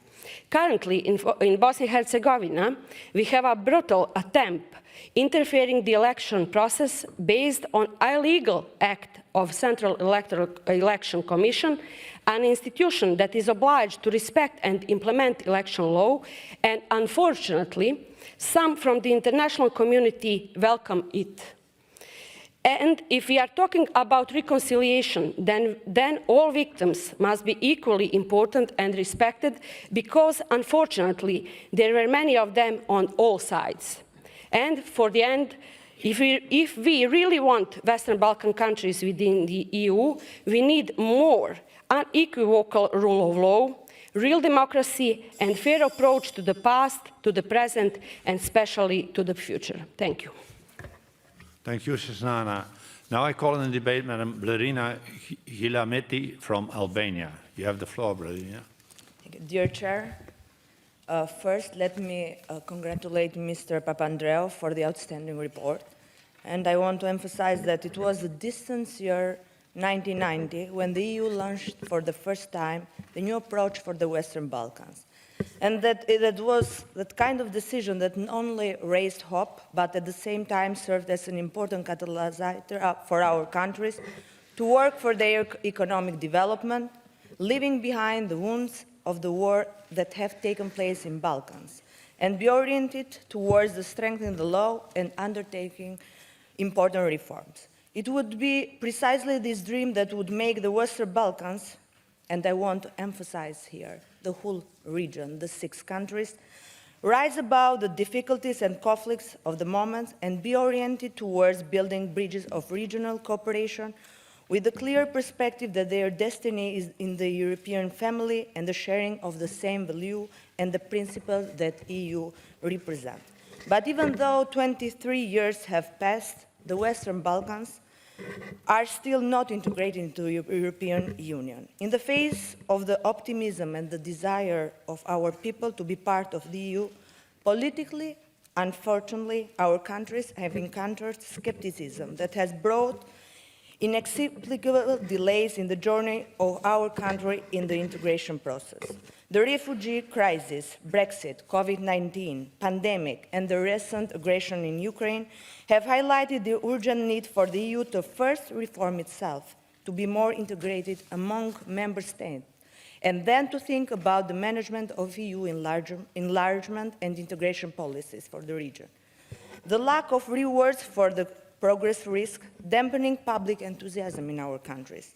More and more citizens, especially among young people, are pessimistic about the prospect of EU membership. European countries will not have to allow the European perspective of our countries to fade, especially in the context of where third parties are competing for influence, like Russia, China, and recently like Iran attack in Albania. I want to emphasize here Iran attack in our East system. So everything fell down and will break down for many, many days. If EU does not pay attention to the region, Western Balkans risk turning into a space of geopolitical antagonism that could import instability into the European Union. It's time for Council of Europe to play a greater role, working together with EU. We have to stand together not just for the perspective of Western Balkans, for the democratic world. We have to stay together here because we belong to Europe. We share European value, and we have not to wait anymore to be part of our original family. Thank you. Thank you, Blerina. And now our next speaker, to whom we are going to listen, Madam Elvira Kovac from Serbia. Elvira, you have the floor. Thank you, distinguished President, dear colleagues, ladies and gentlemen. For the last 2 decades, it has been reiterated for many times that the full EU membership for the Western Balkans is a geostrategic investment in a stable, strong, and united Europe. However, at this point, we have to admit that the EU enlargement policy towards the Western Balkans is at a standstill. Very modest progress has been made in the field of European integration in the region, and in recent years, the EU has failed to achieve significant and long-awaited breakthrough. It goes without any saying that candidate countries, including Serbia, are diligently doing their homework on harmonizing with acquis and institution building, but even completing all these legal and administrative tasks without the EU clear and honest approach, it is impossible to know at what point of the future these countries are going to become members of the EU. Repeated statements by the EU officials that the region belongs to the EU have begun to feel worthless and stale. The EU has wasted valuable time and a great deal of trust in the Western Balkans over the last 2 decades. I remind that in Serbia, accession negotiations are ongoing since 2014. It is very difficult to maintain the enthusiasm of the citizens for so long. In the absence of a credible perspective, Euroscepticism, especially among the younger generation, is growing. Unfortunately, according to the latest public opinion polls, only 1/3 of Serbian citizens trust the EU future and want Serbia to become a member of the EU, while slightly more than a half, 51%, expressly oppose it. This is mainly because the EU itself cannot decide whether it wants to have Serbia among its members, namely the EU approach offers too little reward tied to too many conditions. I'm convinced that the way of how citizens consider the EU integration is based on stereotypes and prejudices and not on concrete, real information. Moreover, of course, there is no doubt that it takes time to change citizens' opinion. In addition, fears of a severe winter are growing, and all possible challenges are requiring urgent measures and bold decisions, especially when it comes to key existential issues such as energy stability, heating, and inflation. Therefore, the EU should cooperate even more closely with candidate countries in the key areas of security, energy, and infrastructure. Normalization of relations between Belgrade and Pristina is essential to the Western Balkans. Concrete steps must be taken towards the establishment of the Association of Serbs Majority Municipalities as a proof that agreements are respected, that both sides are ready to compromise through dialogue, and hope that satisfying solutions could be reached for both sides. Thank you. Thank you, Elvira. Next, prochain orateur est Monsieur Thibault François de la France. Vous avez la parole, Thibault. Monsieur le Président, Monsieur le Rapporteur, I will do my introduction in English as it's the first time I'm addressing this assembly. So it's an honor for me to represent the Rassemblement National in this assembly. This is the first time in the very long history of my party, who just reached 50 years last week. The very locked French electoral system didn't allow my party to have a representation in this assembly, as we don't have any proportional election in France. With my colleagues, we are 4. We will carry a different sound of voice in this assembly, which sometimes is very happy to make some lessons and to give some lessons to the whole world. We will represent in this assembly the 13.2 million people that voted for Mrs. Le Pen at the second round of the presidential election in France. Et maintenant, je vais m'exprimer en français, qui est ma langue maternelle.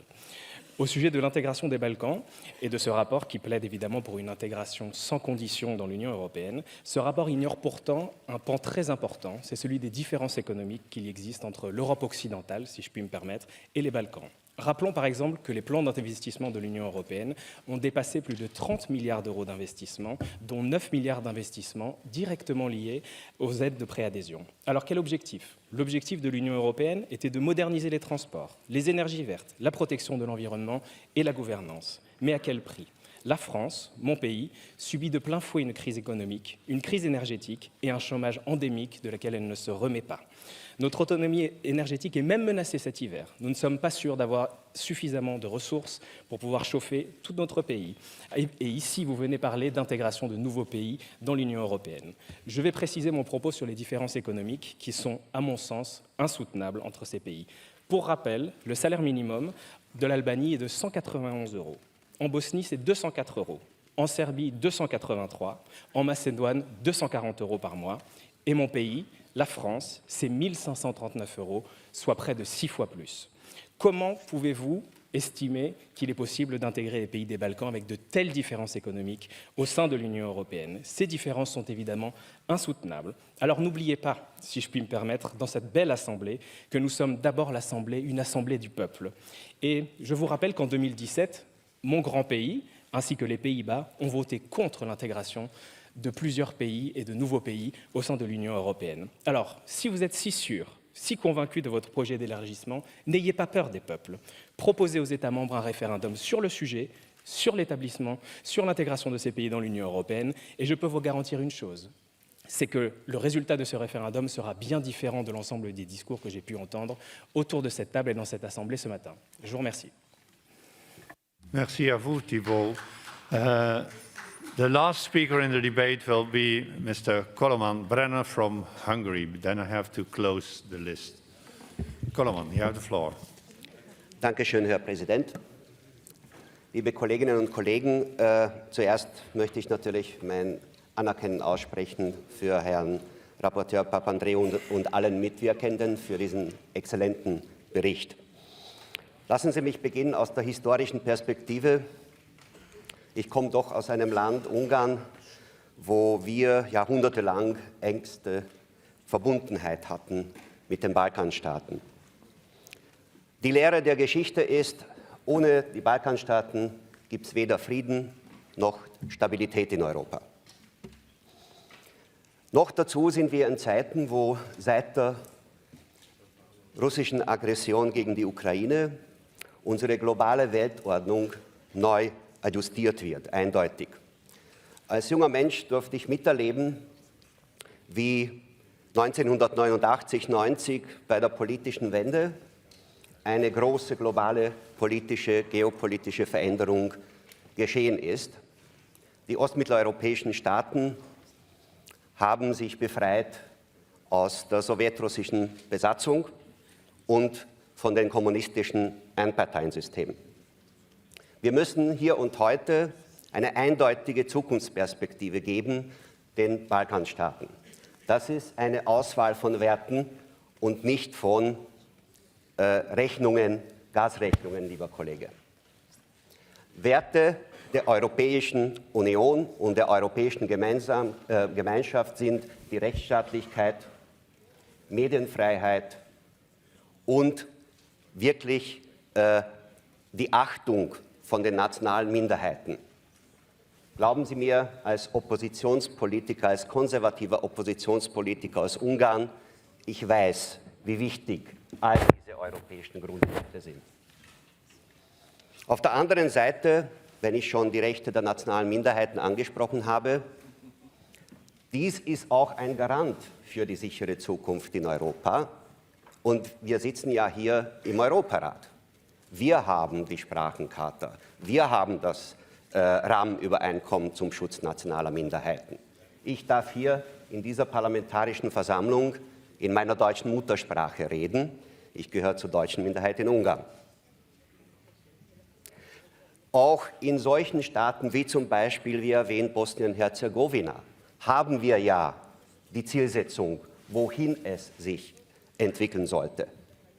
Dass es natürlich eine schwierige Aufgabe ist für all die Länder, und das ist jetzt mein Aufruf an die Kolleginnen und Kollegen in den Balkanstaaten, all die Kriterien, Kopenhagener Kriterien damals genannt, beim Aufnahmeprozess von unseren Ländern zu erfüllen, das steht auf der anderen Seite der Medaille. Dankeschön für Ihre Aufmerksamkeit. Danke sehr, Koloman. As I said, I now have to interrupt the list of speakers. The speeches of members on the speakers list who would who have been present during the debate but have not been given the opportunity to speak may be given to the table office for publication in the official report. I remind colleagues that the texts are to be submitted in typescript electronically, if possible, no later than 4 hours after the list of speakers is interrupted. And now I call Mr. George Papandreou, Rapporteur, to reply. George, you have 5 minutes. Very much. First of all, let me thank all my colleagues for the warm support for this report and their comments. On the country-specific comments, the goal of this report is not to avoid the conflicts that we have in the region, but to see how the Council of Europe can be a major player towards the resolution of these. And the accession process and the reform process where the Council of Europe has a role can become a catalyst for solving these problems. Secondly, democracy, I believe, is linked to peace, and peace is linked to democracy. Democratic institutions, when functioning well, provide security, a sense of justice, fight inequalities, poverty, respect human and minority rights, guaranteeing social cohesion in these very diverse societies. And they solve problems, democracies solve problems through peaceful dialogue and not violence. And to my colleague who is opposed to the enlargement process to the Western Balkans, I can only say that raising the standards, Mr. Chairman and dear colleagues, raising the standards of the Western Balkans is, in fact, a way to have a more prosperous France also. Making sure that it is a democratic area is a guarantee for a democracy in Europe. But it is also, as many have said, a geopolitical question. And accession is possibly the only way to guarantee peace in the long term. And this, of course, as my colleague Dora Bakoyani from Greece, the EU must have the will to solve this.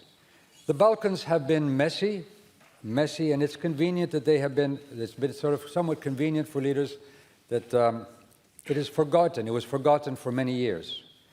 However, this has created frustration, youth migration, corruption, as many have said, allowing for the Balkans to become, again, a geopolitical playground. So we need to move forward with political will, and this is where the Council of Europe can play a very important role. Reforms, changes, social reform, the new methodology and enlargement procedures, put greater emphasis on the rule of law, fighting corruption, and not only market reform. So this is where I think the Council of Europe will be of great importance. But there are other areas where, in my discussions with the Commission and with other leaders in the European Union, there can be other areas where we can move forward in the accession process. We do not need to reach the final accession of these countries before we find areas of cooperation, and many were mentioned by colleagues, in the health sector, in the energy sector, in the, of course, defense and geopolitical foreign policy sector. These, of course, are many areas where we can work together. I also would agree with Titus, his experience, but also experience that we have had in the Balkans. The regional cooperation, we need to put more emphasis in the agency, that we own this process ourselves. And when we work together, I have found we can find solutions. But this regional process can be crucial, and we have seen that there have been some positive developments which show that there can be a will to solve long-lasting problems as we had between Greece and North Macedonia, and not only. Finally, we do consume a lot of history, as my colleague Dora has said earlier, but it is European history, and we must honor it.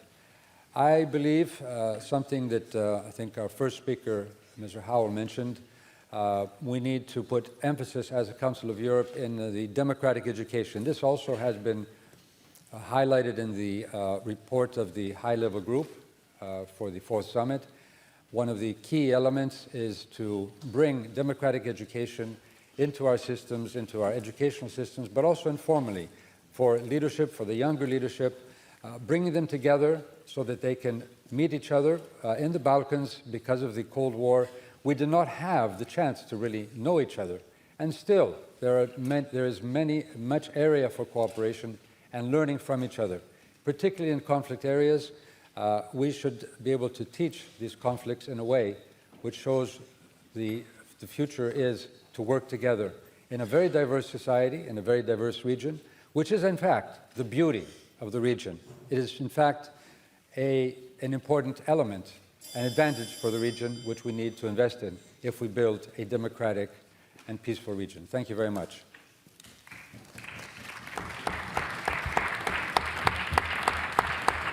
Thank you so much, George, for preparing, on behalf of the Political Affairs Committee, this most important report, resolution, recommendation. Does Mr. Zalt Nemeth, the chairperson of the committee, wish to speak? You have the floor, Zalt. You have 3 minutes. Thank you very much, Mr. President. I would like to welcome also our Kosovo colleague, who was able first time to address the plenary of the Parliamentary Assembly. The Western Balkans is really a European region, becoming, like many times in the 20th century, more and more a playground of great power rivalry. Over the 19 years which passed since the Thessaloniki summit, the commitment to enlargement has been confirmed many times at the highest level. However, this length of time, these 19 years, have not disappeared without traces and consequences. The European vision is losing its shine, and the public enthusiasm is lowering, dear colleagues, not just in the Western Balkans, but also in the European Union capitals, in the form of the so-called enlargement fatigue. We have to react and act rapidly, and this is our common responsibility to keep alive the European perspective for the whole region, especially when we are in the midst of the Russian-Ukrainian war. And this war underlines the crucial risks stemming from the European Union neighborhood. The Committee of Political Affairs and Democracy discussed this item on 3 occasions since May and held several hearings with various guest speakers, including Commissioner Várhelyi and Mr. Lajčák, Special Representative for the Belgrade-Pristina dialogue, and other Western Balkan issues. These meetings were complemented by an intense fact-finding visit by Mr. Papandreou, our rapporteur, to Brussels, where he had a chance to exchange face-to-face key leaders from various EU institutions, including Commissioner, member of the European Parliament. The European Commissioner for Enlargement, Mr. Várhelyi, appreciated the very balanced drafting of the report in his video message this morning in our committee. So, dear colleagues, it is high time for enlargement. When we should take seriously the enlargement of not in the shadow of the Russian-Ukrainian war. While the topic is complex and multifaceted, I am very glad to note that the draft resolution and the draft recommendation were adopted unanimously in the committee last month. Thank you very much, our rapporteur, Mr. Papandreou, your work, and the Secretariat, obviously. Thank you very much. Thank you, Zalt. Dear colleagues, the Committee on Political Affairs and Democracy has presented a draft resolution which you find in document 15609, to which no amendments have been tabled, and a draft recommendation to which 1 written amendment and 1 oral amendment has been tabled. We now first will proceed to vote on the draft resolution contained in document 15609, as no amendments have been presented. A simple majority is required. The vote is open.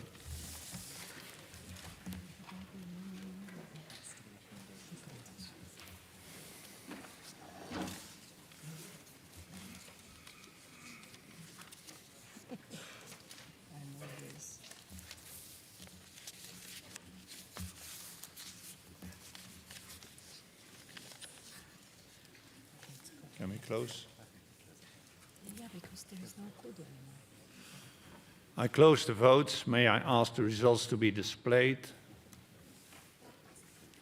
The resolution is adopted.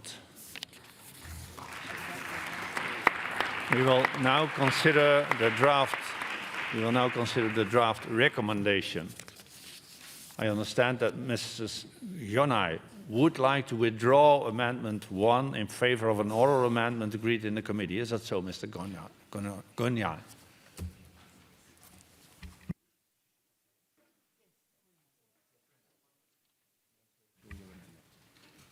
Do you want to withdraw your amendment, yes or no? This amendment that we tabled, No, sorry. I have just only to explain a little bit, Honored President. No, you have to say whether you withdraw it or not. Actually, the rapporteur has proposed an oral amendment as a compromise, so withdraw our amendment and support the oral amendment. Thank you very much. Sorry, but our rules are strict, Madam. So, yes, you withdraw it. Then we have heard that indeed an oral amendment from Mr. Papandreou has been proposed, and it reads as follows. In the draft recommendation, paragraph 3, delete the following words, bringing together 5 countries of the region as members and having developed strong cooperation with Kosovo. The President may accept an oral amendment on the grounds of promoting clarity, accuracy or reconciliation, and if there is no opposition from 10 or more members to it being debated. In my opinion, the oral amendment meets the criteria of Rule 34.7.a. Is there any opposition, the amendment to be debated? I do not see. As that is not the case, I ask the rapporteur to support the oral amendment. You have the floor, George. Yes, very simply, we felt that this would be a good compromise. It is quite in accordance with the statutes and the existing situation in the Council of Members of Council of Europe. And I think it is something which, as we try in this report to bring as much unity in this room. Thank you very much. Thank you, Mr. Rapporteur. Does anybody wish to speak against the oral amendment? I don't see. The committee is obviously in favor. Zalt? Unanimously is in favor. Thank you so much. So now I shall put the oral amendment to the vote. The vote is open.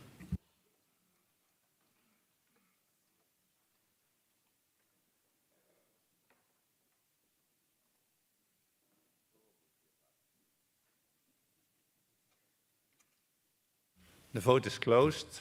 I call for the results to be displayed. The oral amendment is adopted. We will now proceed to vote on the draft recommendation contained in document 15609 as amended. I inform the colleagues that a 2/3 majority is required for this recommendation. The vote is open.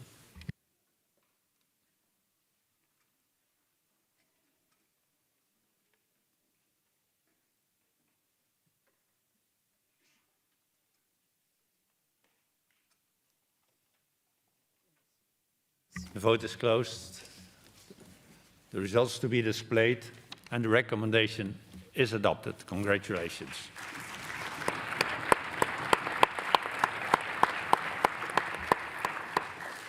I interrupt our meeting for a second so that we can welcome the President of the Republic of Ireland. Please stay on your seats.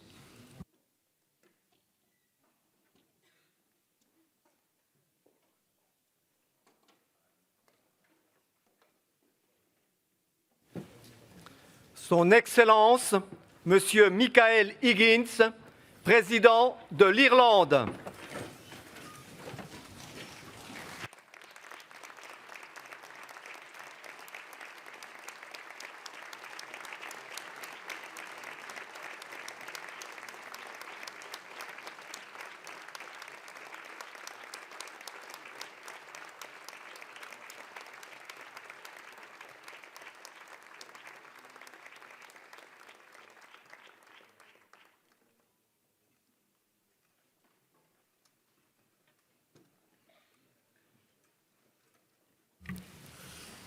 Dear colleagues, may I now welcome in our chamber His Excellency, the President of Ireland, Mr. Michael Higgins. Dear President, may I say, dear Gwit Achuchtaran Higgins, in your own beautiful language. We are extremely honored by you joining us today at a time when your country, Ireland, is successfully presiding over the Council of Europe's Committee of Ministers. I also welcome Minister Byrne and also welcome Mrs. Higgins, be our guest. Mr. President, I already had the privilege to visit you recently, your country, and to be received at your place in the margins of the Conference of the Ministers of Justice. Being in Ireland made me really appreciate one of the priorities of the Irish presidency, which is called Fáilte, which is, again, in your beautiful language, which stands for fostering a Europe of welcome, inclusion, and diversity. Mr. President, today we are also saddened that your country is currently grieving, following to the tragic explosion in the village of Gisloch in County Donegal last Friday that killed 10 people. At this very moment, when your thoughts are at home with the families and loved ones of the victims, your presence amongst us is particularly appreciated. Let me therefore express through you a message of solidarity with the Irish people and our deepest condolences to the families and loved ones of the victims on behalf of our Parliamentary Assembly.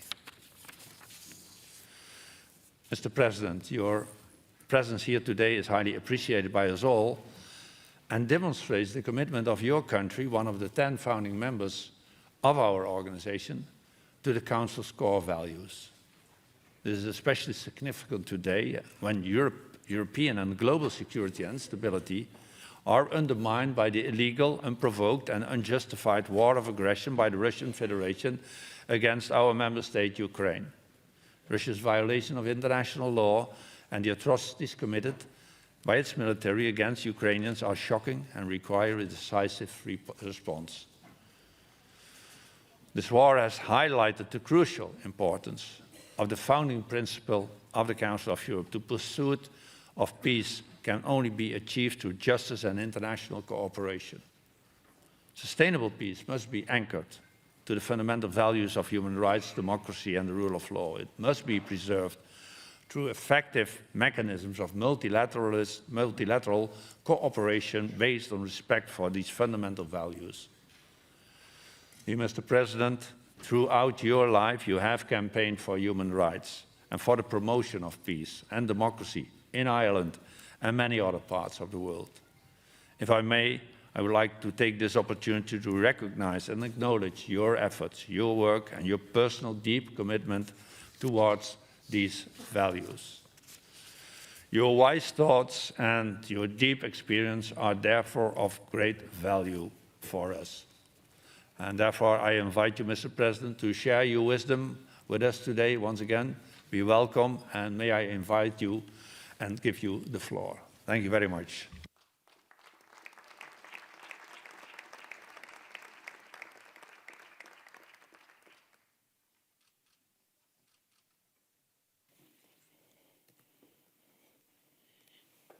If I may, President, with your permission, just in my own language, say, Tigi gokina ag me erin agus fwy atmosffer bronach, mar an tragod a horle duna na atna will and chokte Thomas Pringle mar onedi dob gwylyn se gomora renegs gomu weekas gwitenis gachtana arena kovro and len. Translating immediately, may I just say, President, I took the opportunity of saying in our own language, the Irish language, which is the language spoken in the area where the great tragedy has taken place and which is represented in Parliament, among others, by Thomas Pender. I deeply appreciate, as President of Ireland, all those expressions, including your own and those of the Assembly, which I will convey tomorrow to the different families as I meet them. Dear President Cox, Accolted National Parliament, the members of the Parliamentary Assembly. I'm very delighted to have the opportunity to speak to you. I want to express my appreciation for the opportunity during the Irish presidency of the Committee of Ministers to be able to speak to you. I very much was pleased to meet both the President and the Secretary-General recently in Dublin. I think that was on the occasion where, again, under the auspices of the Irish presidency, a very important seminar took place on very much dealing with the violence against women, which is a priority of the Irish presidency of the Council of Europe. And it ended with the Dublin Declaration, which was very important. Again, I think that under the presidency, there has been a very important seminar on the effectiveness of the Council of Europe at the Human Rights Centre of Galway University under the title Lighting the Shade, Effective Application of the European Convention on Human Rights in Areas of Conflict in Europe, and that was very valuable. It is just 7 years since I had the honour of addressing members of the Parliamentary Assembly before. That was a time of grave geopolitical fractures. But it was, too, I have to say, a moment of the brightest hope. Agreements had been reached in New York and Paris that year on the United Nations Sustainable Development Goals, and COP21 provided us with a model for the building of a sustainable future for humanity and for our planet. I address you today when we are challenged not to allow the shadows under which we are currently living to defeat what are and remain our best hopes, agreements which have an intergenerational support, particularly among young people.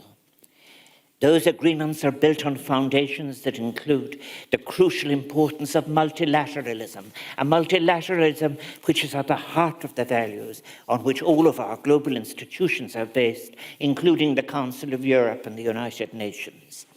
Multilateralism is today under extreme pressure. We might even say in crisis, with adherence to its values very fragile. Indeed, the killing of civilians, which you have mentioned, President, is an indication of that. In such moments, I believe that we must reflect on what multilateralism demands of us and what should inform it. Perhaps if we are to recover it, if we are to have genuine multilateralism, then we must be willing to have a fully participative discussion on the universality of human rights.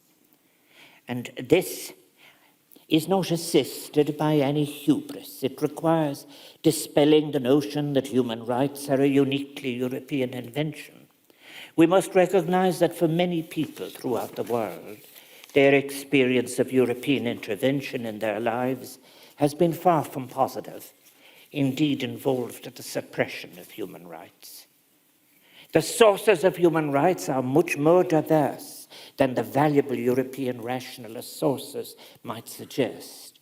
If we are to achieve an effective, universally supported system of multilateralism, we must recognize that there have been many different efforts at transcendence towards rights in human history, and many codifications of rights. I think, for instance, of the codes of Hammurabi in Mesopotamia in 1750 BC, codes which have served as a model for establishing justice in many cultures and have influenced laws established by Hebrew scribes, including those in the book of Exodus. That admonition having been acknowledged, we can be proud of what was achieved by enlightened minds in Europe. In this context, the Council of Europe's great achievements of the European Convention on Human Rights, the European Court of Human Rights, and the European Social Charter. And these are best seen as part of a much longer, deeper historical instinct across all human civilizations to establish and respect fundamental rights in a manner which might apply across our different cultures. This wider vision, one beyond any hubris, is important if we are to speak authentically to people across all parts of the world and what are the common values which we might share to enable a wider vision of how our global future can be managed sustainably, and now urgently in response to climate change and its consequences. The Council of Europe, this distinguished institution to which we owe so much debt for its role in Europe's moral and cultural reconstruction after the devastation of World War II, has provided an essential legal framework for the building of peaceful societies. Its highlighting of the fundamental principle of pluralist democracy, respect for human rights and the rule of law, as well as its setting of standards in human rights through the European Convention on Human Rights system in particular, have been key achievements confirming the common goal of a freer, more tolerant and just society in Europe. The objective of peace, I am proud to say, was an Irish contribution to the Charter in 1949. Only yesterday did we mark the International Day against the death penalty, now 37 years since Protocol number 6 to the Convention, which abolished the death penalty in peacetime, entered into force. The Convention's framework, which we must consciously and proactively nurture as an indispensable component of the architecture of stability, peace and trust, built on this continent over the decades, is a legacy and a resource of profound ethical significance. One of the great benefits of the Council of Europe is its wider membership than that of the European Union. Europe is not best described as a bloc. The Council of Europe demonstrates the importance of reaching out to our shared responsibilities, to social, economic and ecological rights that can offer cohesion, fulfillment and sustainability. There are, however, may I suggest, some basic rights which have been neglected in the global and regional discourse. I may give the example of freedom from hunger. Surely the most important right which any of us must have is the right to be free from starvation, and undoubtedly the highest security threat facing us is hunger. Yet today we find ourselves once more in the position of another grave hunger crisis, one of cataclysmic proportions. We see horrific, preventable scenes of famine and severe malnutrition across the Horn of Africa, a region that has endured devastating hunger 3 times in 3 decades, and that is responsible for 0.024 of emissions, suffering the most and the least responsible. On the previous 2 occasions, the world said, when details of the famine were reported to the United Nations by Mary Robinson, that we must never happen again. For we as a global community have the capacity to anticipate and prevent regional and global famines, giving meaning to the phrase, never again. Yes, it is in relation to global hunger and the threat of famine, it is important that we reach all the humanitarian targets that are needed immediately, which we have agreed in order to tackle the shortages and save lives. This, however, is insufficient. We need to look at the structural factors contributing to food insecurity, and to do so from a rights-based perspective, dealing with issues such as debt. 29 of the countries on the edge of collapse into debt, 16% on servicing debt, and 6% perhaps on public health. We must address monopolistic control of production and distribution of staples and food, for food insecurity is contributing to and exacerbating conflict. It is a moral choice between tolerating monopolistic economics at international level and supporting the right to survive. Our moral, I suggest, must address issues of sufficiency in a different and sustainable way. In relation to what we have just heard this morning, over the weekend and for a while now, there must be no impunity in any circumstances for breaches of international and humanitarian law. Ours and the Council's purpose must be to achieve in our democracies, conditions of peace. If we enter into and accept a time where it is impossible to talk of the aspiration to peace, then the Council of Europe, and indeed us all, will have failed. I do think multilateralism is the principle we rightly invoke as an alternative to unbridled multilateralism. But it is a principle which must be tested for institutional adequacy. The Council of Europe has achieved much in its history, but cannot afford to be complacent about the challenges that remain ahead. It is appropriate, I suggest, to ask if the architecture which is available in current diplomacy can deliver on the original aims of the Council of Europe, or indeed of the Charter of the United Nations. It is a painful reality that the architecture and institutions underpinning multilateralism have proved to be fragile, weak, and I have to say occasionally not fit for purpose. If we can identify shortcomings, should we not then press for reform? Just as, given its dysfunctional consequences, we cannot continue to have 5 permanent members with a veto on the United Nations Security Council, continue to prevent and obstruct the consensus of the General Assembly of the United Nations.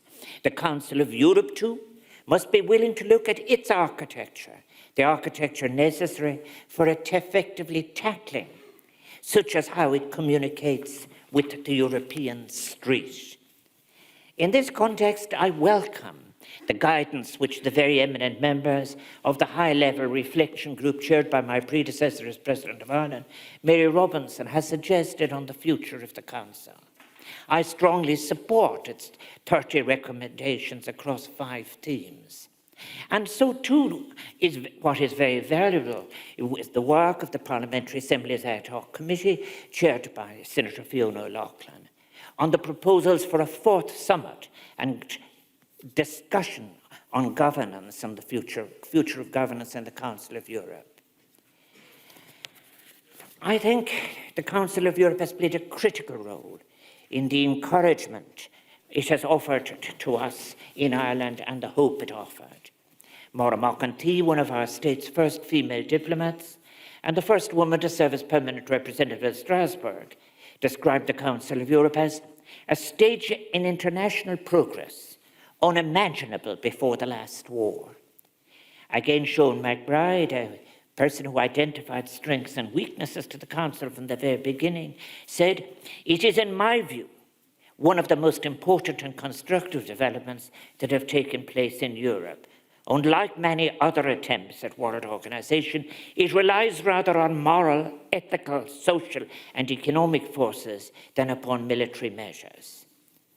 Both McEntee and McBride recognized the importance of the European Convention on Human Rights and the crucial role which its Commission and Court would play in setting standards. Despite the moral authority of its legal institutions, we live in a world where the legitimacy of both the European Court of Human Rights and the Convention on Human Rights continues to be undermined. Let me take this occasion to state Ireland's view very clearly. The European Convention on Human Rights must remain the cornerstone of human rights protection across Europe. To those who suggest that there is some tension between the principles of parliamentary democracy and the international protection of human rights, I respond unequivocally that parliaments flourish in an environment where rights are vindicated, upheld and promoted, not where they are delayed, judged, or even rejected. The reality of human rights, of course, extends ever further, and it is within the realm of social and economic rights that we in recent times have witnessed grave threats to security by policies and decisions which were far removed from the values of the European Social Charter. That landmark document that affirms how human flourishing entails the effective enjoyment of social rights, as well as civil and political ones. There were times, and there will be again, when the Council of Europe is the institution that is called upon to fill a vacuum, make a response. The report of former Secretary General of the Council of Europe, Mr. Thorbjørn Jagland, the impact of the economic crisis and austerity measures on human rights in Europe, was such a moment. His report is a damning indictment of austerity policies that were forced upon the citizenry of Europe without consideration as to human consequences in order to maintain an under-regulated European banking sector, an approach that had serious implications for human rights. His report concluded, people's rights are threatened by the impact of the economic crisis and growing inequalities. European societies have suffered the effects of the recent economic crisis, which has deeply affected social cohesion in many member states and which may eventually threaten both the rule of law and democracy. Any widening gap between principles of the Council of Europe and the European Union, its courts and its members' policy, must be seen for the threat that they are to the rules and effective vindication of human rights. This paradigm that was imposed that trumped human rights contradicted everything in the spirit of the Council of Europe, and particularly the values that were expressed in the European Social Charter. We must ask why the Charter was not invoked when social welfare was being cut and public services slashed across Europe in the name of austerity more than a decade ago. The crisis of legitimacy and competence on economic and fiscal matters, a crisis which has fueled the democratic crisis we continue to see unfolding not just in Europe but around the world, has precipitated the great loss of trust now manifesting itself. 7 years ago, I said as a parliamentarian, parliamentarians must recover their ground. Parliamentarians are accountable. Yet the OECD informs us from their research that only 40% of European citizens trust their national governments, and even a lower percentage reported among poorer and younger citizens. There can be little doubt that social media is a key driver of this declining trust with its capacity to spread misinformation. But I believe that this alarming trend, which points to an ongoing democratic crisis in Europe, has been fueled by the continuing failure to critically acknowledge the consequence of reliance on a narrow economic paradigm that has resisted regulation, facilitated monopolistic tendencies, and has widened inequality, that has advocated austerity policies that have proven to be ruinous to social cohesion, that has been facilitated by an institutional inertia, something that has inflamed citizen cynicism.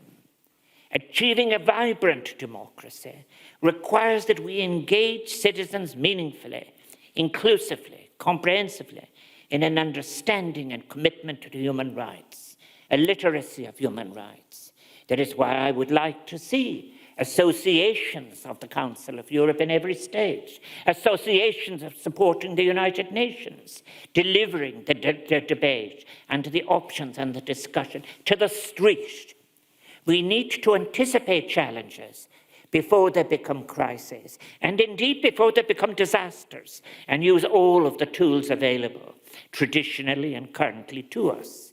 How remarkable it is that in recent times, we, given our European intellectual heritage, have enabled an eclectic philosophy to test our assumptions, and indeed anthropology, to inform us on diversity and difference.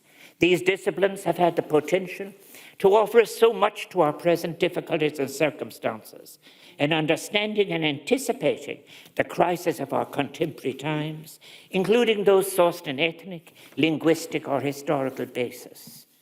I do put forward today the case for a return to the use of such tools as anthropology as a means of promoting a deeper understanding of diversity and cultural difference, and indeed anticipating, as I have said, potential conflicts.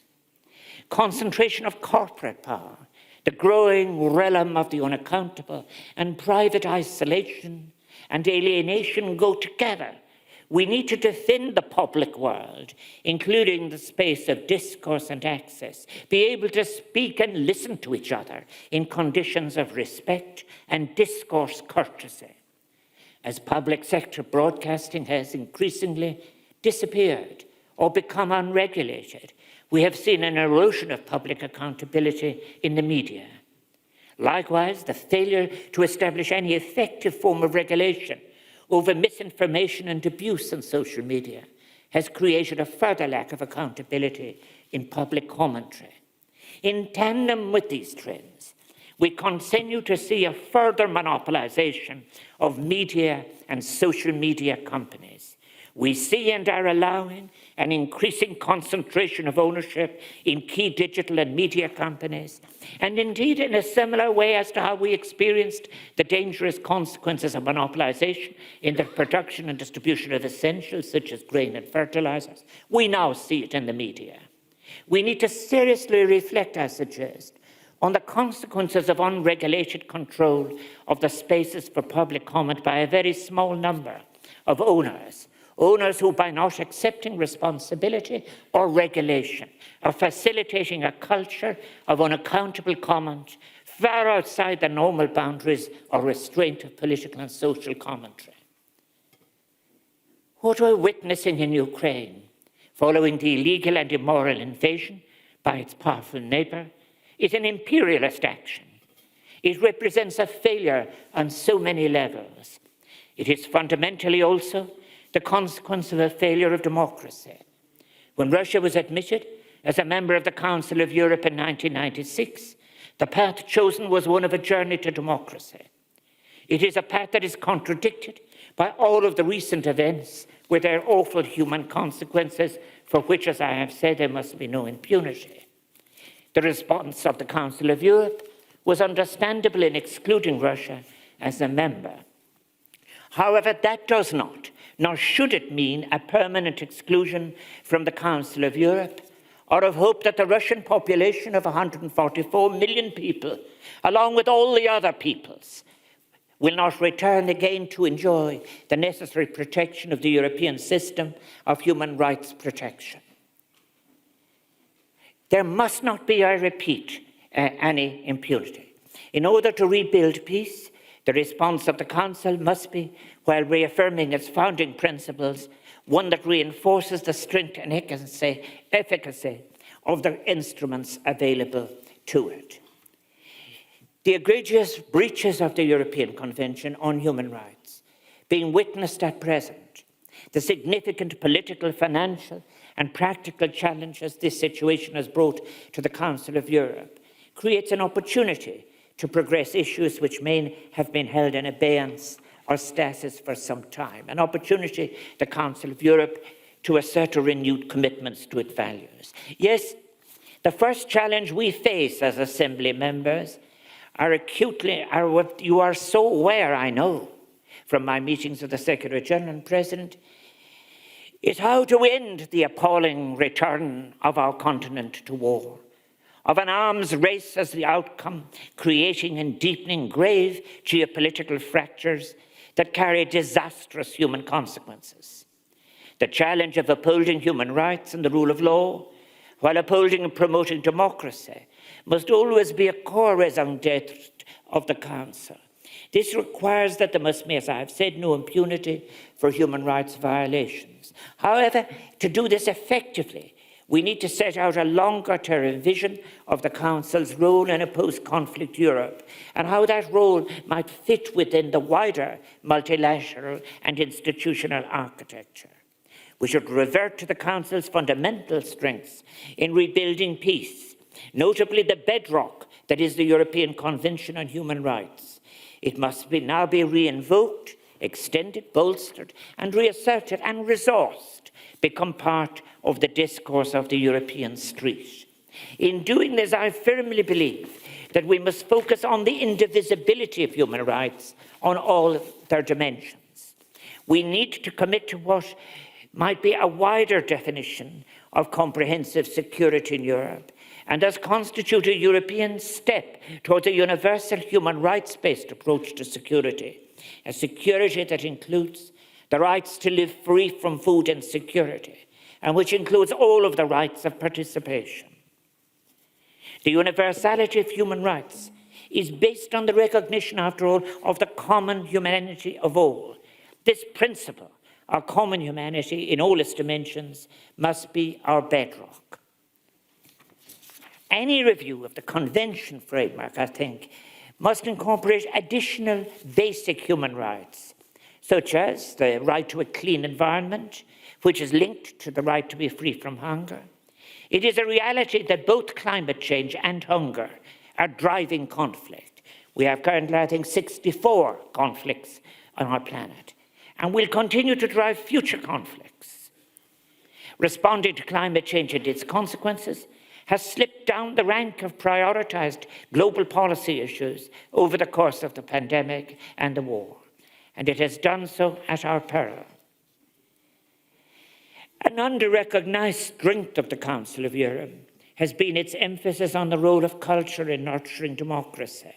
For us Irish, a nation attached to the preservation of an ancient Gaelic language once proscribed, the adoption of the Convention for the Protection of National Minorities is just one example. It was an important step towards the recognition of cultural rights throughout Europe. And while I am proud to say that from the beginning, Ireland was among the first to acknowledge the decisions of the European Court of Human Rights, we must acknowledge that for us and all members, there is also the test of efficacy in delivering remedies and adequacy of response. As of January 2022, dear friends, 47% of the leading judgments handed down by the court over the past 10 years are still pending implementation. There are 1,300 leading judgments pending overall. This is addressed by the distinguished group that you will be discussing. For example, more needs to be done in my own country with regard to the protection of minority groups, in particular travellers. In its most recent assessment, 2021, the European Commission Against Racism and Intolerance, within the ambit of the Framework Convention on National Minorities, concluded there is still a substantial shortfall in the provision of accommodation for travellers. Many traveller sites are in an inadequate condition. Criminal justice legislation, housing, provides for inadequate safeguards for travellers threatened with eviction, and evictions are carried out in practice without the necessary safeguards. And this is not about governments only. This is about publics accepting rights and the rights of minorities. These findings indicate the distance that we in Ireland still have to travel on the issue of traveller equality and full participation in Irish society. What our publics require now is not just acceptance of recommendations of the Commission or decisions of the Court, but better effectiveness of resolution and remedy. The failure to remove the source of the original complaints is, after all, to undermine the legitimacy of the Council of Europe's architecture. The European Court of Human Rights, which I will visit later today, played a pivotal role in advancing LGBTI rights in my own country, Ireland. This is epitomised in the case Norris versus Ireland in 1988. David Norris is a friend of mine, in which Irish Senator David Norris successfully charged that Ireland's criminalisation of certain homosexual acts was in breach of Article 8 of the European Convention on Human Rights. This case marked the turning point for LGBT rights in Ireland and would go on to lead to the introduction of same-sex marriage legislation in 2015. But it had to come to Europe, having been, in fact, unsuccessful in the domestic-led courts. While significant strides have been made in that important area of human rights in recent decades, they are not uniformly in place across our Union. Neither is the provision and legal response to violence against women. I am pleased that both Ukraine and the United Kingdom recently became the 36th and 37th states, respectively, to ratify the Council of Europe's Istanbul Convention, recognizing as it does violence against women as a fundamental violation of human rights.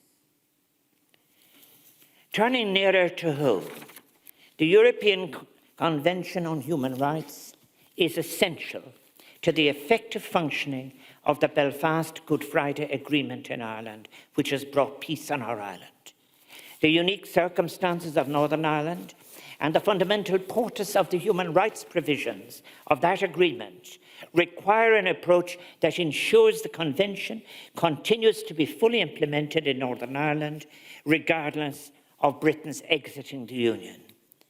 Progress on post-conflict legacies in Northern Ireland is crucial in order to meet the legitimate needs and expectations of victims and survivors, to uphold the rule of law, and to contribute to broader societal reconciliation as an integral part of the peace process. And victims from all sides are in agreement that granting impunity to those guilty of crimes is simply not acceptable. The proposed summit meeting of the Council, which I support, which I think the intellectual group suggested, can provide a unique opportunity for leaders to recommit to the Council's first principles and set a longer-term vision for the organisation. In doing so, all member states must reaffirm their commitment to the principles and values of Europe as enshrined in the statute and to the implementation of the rights and freedoms. I personally think that not only in Europe, but really a movement to try and establish, if you like, basic rights, basic rights and the basic essentials of life would be such an important new development. Universal basic rights. I think this requires the unconditional obligation of the contracting parties to the Convention to abide by the final judgments of the European Court of Human Rights. Speaking of the Court of Human Rights, may I take this opportunity to pay tribute for his work at the court of its outgoing president, Robert Spano, and to warmly wish every success, Gachra agus Beannacht, to its president-elect, Siofra O'Leary, the court's first female president. The Council of Europe's system of human rights protection is explicitly linked to the maintenance and support of democracy. This key point is emphasised in the 2001 report of the Evaluation Group on the European Court of Human Rights, which states that democracy lies at the heart of guarantees protected by the Convention. It upholds pluralist democracy by securing core principles.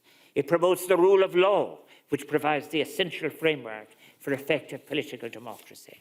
And if Europe is to fulfill or recapture the vision of its founding fathers, then the Europe we build must be founded on respect for basic human rights, including economic and social rights, and respect for the rights of minorities, migrants, and refugees. If we allow these rights to be diluted by the rhetoric of prejudice and fear, we risk undermining the moral legitimacy of our various positions on the world stage. This in turn will weaken and perhaps is already weakening our influence and capacity to act in response to the very real threats to these values. So as to our future Council of Europe, a key task will be the optimal calibration too of the interwoven relationship between the trinity of Council structures, that is to say the Committee of Ministers, the Parliamentary Assembly, and the Secretary-General's Office, to ensure the effective delivery of human rights.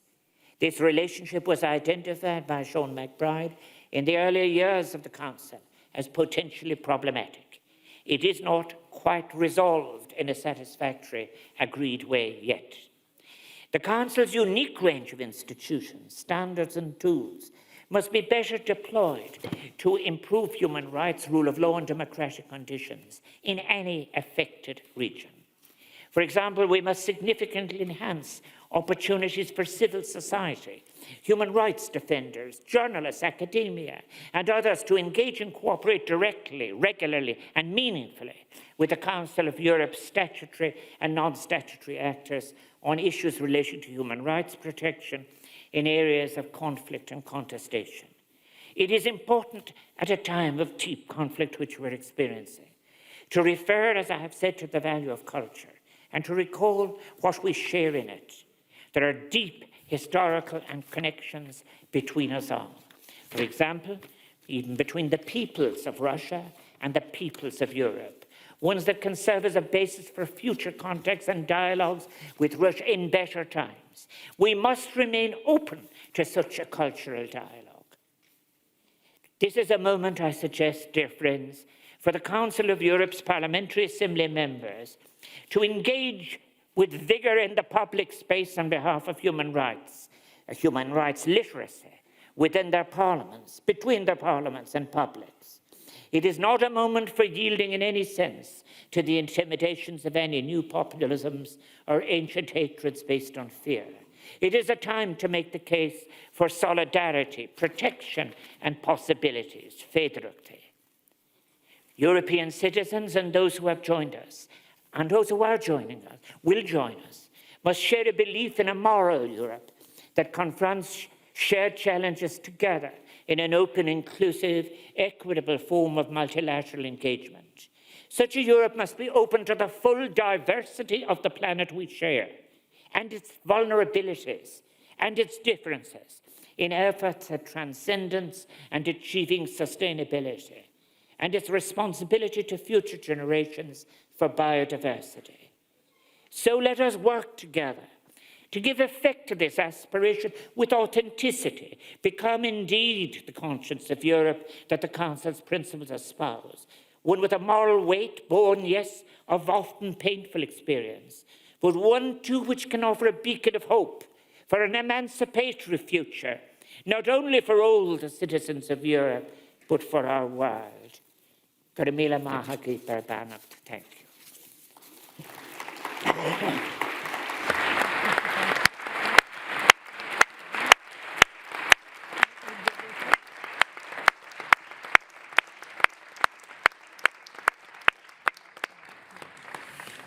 Thank you very much, President Higgins, for what I would call your grand lecture on the Council of Europe and its place in the multilateral architecture that we all need so dire in these so difficult and challenging times. You have agreed, Mr. President, to answer some questions of our Assembly, and I would propose that we first take together the 5 questions on behalf of the political groups.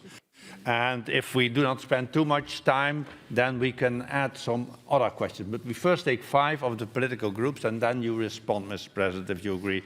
The first question comes from Madam Marina Berlingueri from Italy on behalf of the group of the Socialists, Democrats and Greens. Marina. Grazie Presidente, Sua Eccellenza, signor Presidente Higgins. I tempi che stiamo vivendo ci hanno fatto capire che per contrastare l'obiettivo di imporre un assetto mondiale basato su rapporti di forza militari ed economici, noi dobbiamo favorire un'alleanza globale che definisca in modo più efficace nelle sedi multilaterali principi e soluzioni condivise. Le chiedo quindi, Presidente, quali sono le nuove azioni e le nuove strade che il Consiglio d'Europa può intraprendere per rinnovare e rafforzare il suo ruolo, ma più in generale anche il ruolo della dimensione multilaterale nel realizzare un'alleanza globale che sostenga diritti umani, pace e democrazia. Grazie. Thank you, Marina. Next question comes from Marina Valentina Martinez Ferro from Spain, and she speaks on behalf of the EPP group. Marina. Thank you and welcome to this Assembly of the Council of Europe, Mr. President Higgins. Le haré la pregunta en castellano porque sé que lo habla estupendamente, al igual que las otras 2 lenguas oficiales de su país, el gaélico y el inglés, como nos ha mostrado hoy aquí, dando un excelente ejemplo de convivencia e inteligencia, algo propio de las sociedades plurilingües. Me encantaría saber cómo lo han conseguido este respeto en Irlanda, sobre todo a nivel educativo, porque podría ser muy útil para España. Pero hago la pregunta en nombre de mi grupo, así que me ceñiré a lo convenido. Ya que tienen el diálogo entre las autoridades irlandesas y británicas en marcha, ¿qué podría hacer el Consejo de Europa como ayuda adicional que contribuya a un acuerdo pronto y definitivo? Muchas gracias. Gracias, Maria. The third question on behalf of the political groups comes from Mr. John Howell from the United Kingdom, and John speaks on behalf of the European Conservatives. Thank you, Mr. President, for attending the funeral of Queen Elizabeth. If you and I can reach agreement on the Northern Ireland Protocol, how inherently strong do you think the relationship relationship between our two countries is, and what do you think that will mean for tackling the complacency that there is here within the Council of Europe together? Thank you, John. And the fourth question on behalf of the political groups comes from Madam Ingvild Welters Torsvik from Norway on behalf of the group of the Liberals and Democrats in Europe. Ingvild, you have the floor. Thank you, Mr. President. Digital technologies play a central role in the functioning of our societies. They offer new opportunities for our democracies, but they also pose new risks to human rights. Under the current European Data Protection Framework, the Irish Data Protection Commission is tasked with ensuring that the biggest technology companies comply with European data protection rules, as these companies are headquartered in Ireland. However, the Irish Data Protection Commission has been publicly criticised for lax or insufficient enforcement against said companies. My question is what the Irish authorities are doing to ensure that Ireland has an independent and effective data protection regulation, and which mechanisms will be put in place to ensure proper functioning. Thank you so much, Ingvild. And now the last question on behalf of the political groups comes from your compatriot, Mr. Thomas Pringle from Ireland, and he speaks on behalf of the Unified European Left. Thomas?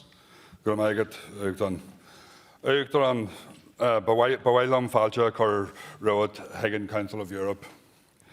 I would like to take this opportunity, if I may, to thank you for your kind words in relation to the terrible tragedy in Creeslaw last Friday. It meant a lot to the people of Creeslaw and Donegal to know that people were standing with them at their time of need, so thank you for that. Ireland has suspended the operation of the Council of Europe agreement on the abolition of visa for refugees while we hold the presidency of the Council of Europe. Do you believe that that is an appropriate measure in response to the refugee crisis caused by the war in Ukraine? Thank you. Thank you, Thomas. Mr. President, we have communicated already the themes of these 5 questions, so they are quite different, but I'm quite sure that you will be able to give a comprehensive reaction to this. You have the floor. In relation to the first question, in relation to the future of Europe, I have in the remarks I made stressed the importance of the street. I think parliamentarians are very important, and parliamentarians are sometimes are regarded as the first point of criticism. But I think there is a need for a transparency in policy making, a transparency in discussion and in discourse. And I think therefore we should really, been speaking about derechos humanos or human rights, whatever, that we should really be speaking about having, as I said, associations of the Council of Europe that are able to give details to schools of what discussions are going on about both your committees and your plenary sessions. The second question about it is mi compañera de España, is in relation to my dear friend from Spain. I should say that first, if I'll allow the question on language, the issue in the Irish case, remember, is that our language having been proscribed, not allowed to be spoken for quite a while, it became a huge importance in relation to the establishment of our state. And our issue now is not the knowledge of the language, but is issue in getting people to use it. And this is expanding among the younger in particular. One time, I think it might have been, we were talking about compulsory Irish, people thought that it was a kind of an authoritarian conservative agenda. It doesn't carry that anymore. It's very cool to speak Irish now among young people, and you'll find it in clubs and cities and so forth. And that is important, but the important part about it as well is to have a commitment to it. Our European minister sets a great example to everybody in the use of Irish, but it's very important that at the levels of the public service, particularly at the senior levels, it be used as much as possible. To our friends in the United Kingdom, it says that it was an honour to attend the remembrance service in Belfast when I had the opportunity of exchanging words with King Charles III, whom I knew as Prince Charles and with whom I had many good conversations. I think really, as indeed I had with this Queen Elizabeth II, who in fact both their family have had a deep concern that the peace would sustain in Ireland, and had patience, and in events that we shared, in particular when I returned, the first Irish head of state to return the visit in 2014, replying in response to her visit in 2011, was enormously helpful. The atmosphere, I think, the truth of it is, there's the same amount of investment between the United Kingdom and Ireland and the United Kingdom. People, how many our people are regularly in contact with each other. And I think the atmosphere at present is beginning to look more positive in relation, and I'm very pleased with that, as will everybody, both people who are workers and business people and whatever. And I'm quite hopeful. In relation to our friend from Norway, in relation to technology, when I was teaching sociology, I was speaking about, if you like, the social impact of technology. It was a very old topic when we were teaching. But you've asked me a very specific question, and I want to answer it very directly. And it is that I think the independent commissioner in relation to privacy in digital might have been slow in getting off, but I was so in the report from government. There's an increase in both staff and about 23 million in resources, and the result has been, in fact, that the total number of fines is about 650 million. There has been fines against Facebook, against Meta, and there's been another 60 different warnings sent out and so forth. So I think it has gathered force, and it will benefit from the new resources. The Makara, Thomas Pringle, via Hasaram, level pairs, it is very, I'm a former minister for the Gaeltacht with responsibility for the Irish language and Gaeltachts, and I just think what is important about the tragedy and why I will be going there tomorrow is very, very much as a small community. So literally everybody who is lost and anybody who's injured will be known to everybody else. I think it is something we will move past, and I think that the Irish community all over the island are responding. I might say in relation to the previous question I was asked, one of the warmest messages I received yesterday was messages from King Charles, who sent me a very long message about all this. And we are, as President of Ireland, may I acknowledge all of the people who have sent messages expressing their solidarity with the people of Donegal. Thank you, Mr. President. If you allow me, I did ask a question. I didn't answer Deputy Pringle's question, which was just it. I'll answer it very like this. We had a directive which has allowed us, we have 50,000 Ukrainians, it will shortly be 60,000 in many cases, and that is under the temporary directive. But I assure you, I am very well aware that we have to learn too from our experience in direct provision. And it is very important that we, in fact, treat all migrants. And I think in many ways why you can say that we have obligations that arise from proximity, but those obligations in relation to because it is the neighbours shouldn't in any sense take from our international obligations into any refugee from any circumstance of conflict. Thank you, Mr. President. Sorry for interrupting you because you still had indeed to give this most important answer. We can take 3 more questions. Because then we are running out of time. The first question will be from Fiona O'Loughlin, then from Lawrence Nashka, and then from George Fox. Fiona O'Loughlin from Ireland. Fáilte Oath Arash Uachtaráin, you're very welcome back to these hallowed halls where indeed you made your mark as a former member. Our sympathy and our solidarity go with you and through you to the people of Cresslog as you travel to sympathise with them. Thank you for your very insightful and inspirational words and for your reference to the high-level group report. We here in PACE absolutely believe that there is a political imperative for a reaffirmed, renewed, reinforced and strengthened Council of Europe, and that should be done through a 4th summit. We also believe that we need to look at a new generation of human rights. And can I ask you what themes you think that we should prioritise to make the Council of Europe more relevant and more responsive to those that we serve and, of course, the citizens that we represent, and to add to the beacon of hope that you mentioned. Gurv Mahagat. Thank you very much, Fiona. Now I give the floor to Mr. Loring Naksa from Hungary. Thank you, Mr. President. Mr. President, I'm right here behind you. Thank you for your speech. The cost of living crisis aggravated by the war in Ukraine and the energy sanctions hits hard also on our continent and economies, and makes it inevitable for the European decision makers to revise plenty of our previous strategic decisions. In light of today's economic and political challenges, how do you assess the perspectives of green transition in Europe, with particular regard to the role of the non-renewable but still necessary fossil and nuclear energy production? Thank you very much. Thank you so much. And now the last question comes from George Folks from the United Kingdom. George, the floor is yours. Can I, as a Scotsman, join in the warm welcome to you, President Higgins? This very afternoon in the House of Lords, we're debating the second reading of the Northern Ireland Protocol Bill.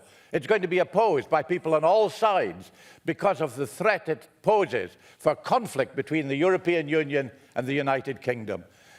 What can you in Ireland do to try and make sure that this kind of conflict does not take place?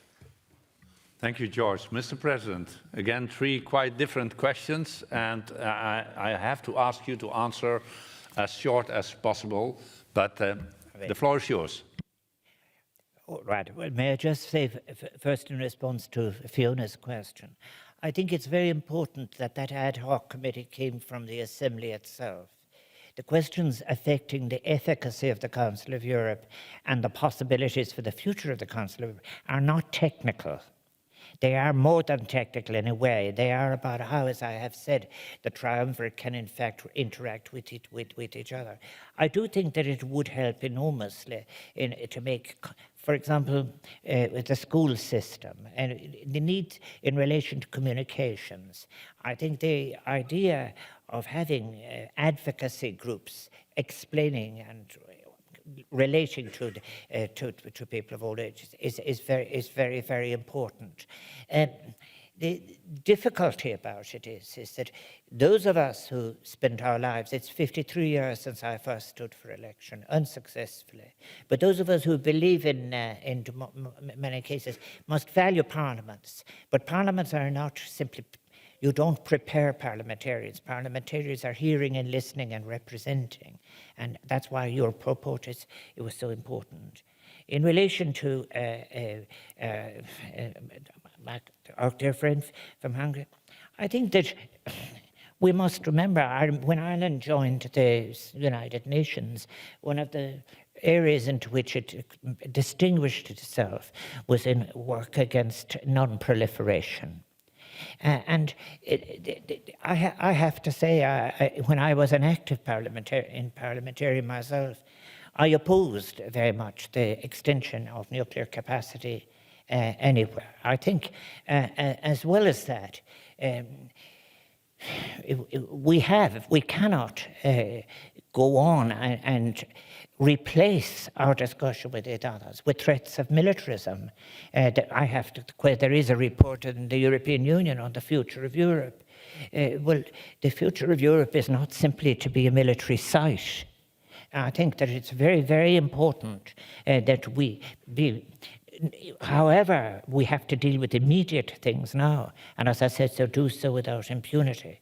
But we mustn't lose our perspective. I do think, too, in relation to the question of the future of Europe, this tension between the European Union and the Council of Europe must be ended. But what I have said in my speech, you can draw it was very clear, the conclusion, is that when it comes to a clash between economics in the narrowest sense and human rights, economics trumps human rights. That's where we all have to speak out and to simply say, that's why I believe if we could imagine in relation to dealing with these issues of famine and hunger, even issues in Europe in relation to poverty, if we had a floor of universal basic services, you could then speak about the extras after that. But This is I very much share the view that the weapons expanding, particularly in the nuclear. The invocation of the possible use of nuclear weapons in response is a whole terrible new nadir to sink to. I think in relation to the legislation that is before the House of Commons and the Scots, I could tell you know I am a non-executive president, and I'm reminded occasionally by people about that, but I'm very careful about all of that.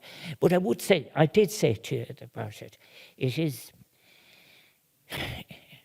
Whether you are wherever you come from in the United Kingdom or wherever it is, you benefit from the European Convention on Human Rights. Anything that interferes with the European Convention on Rights damages not only us in Ireland, it damages people in the United Kingdom, it damages people in Europe.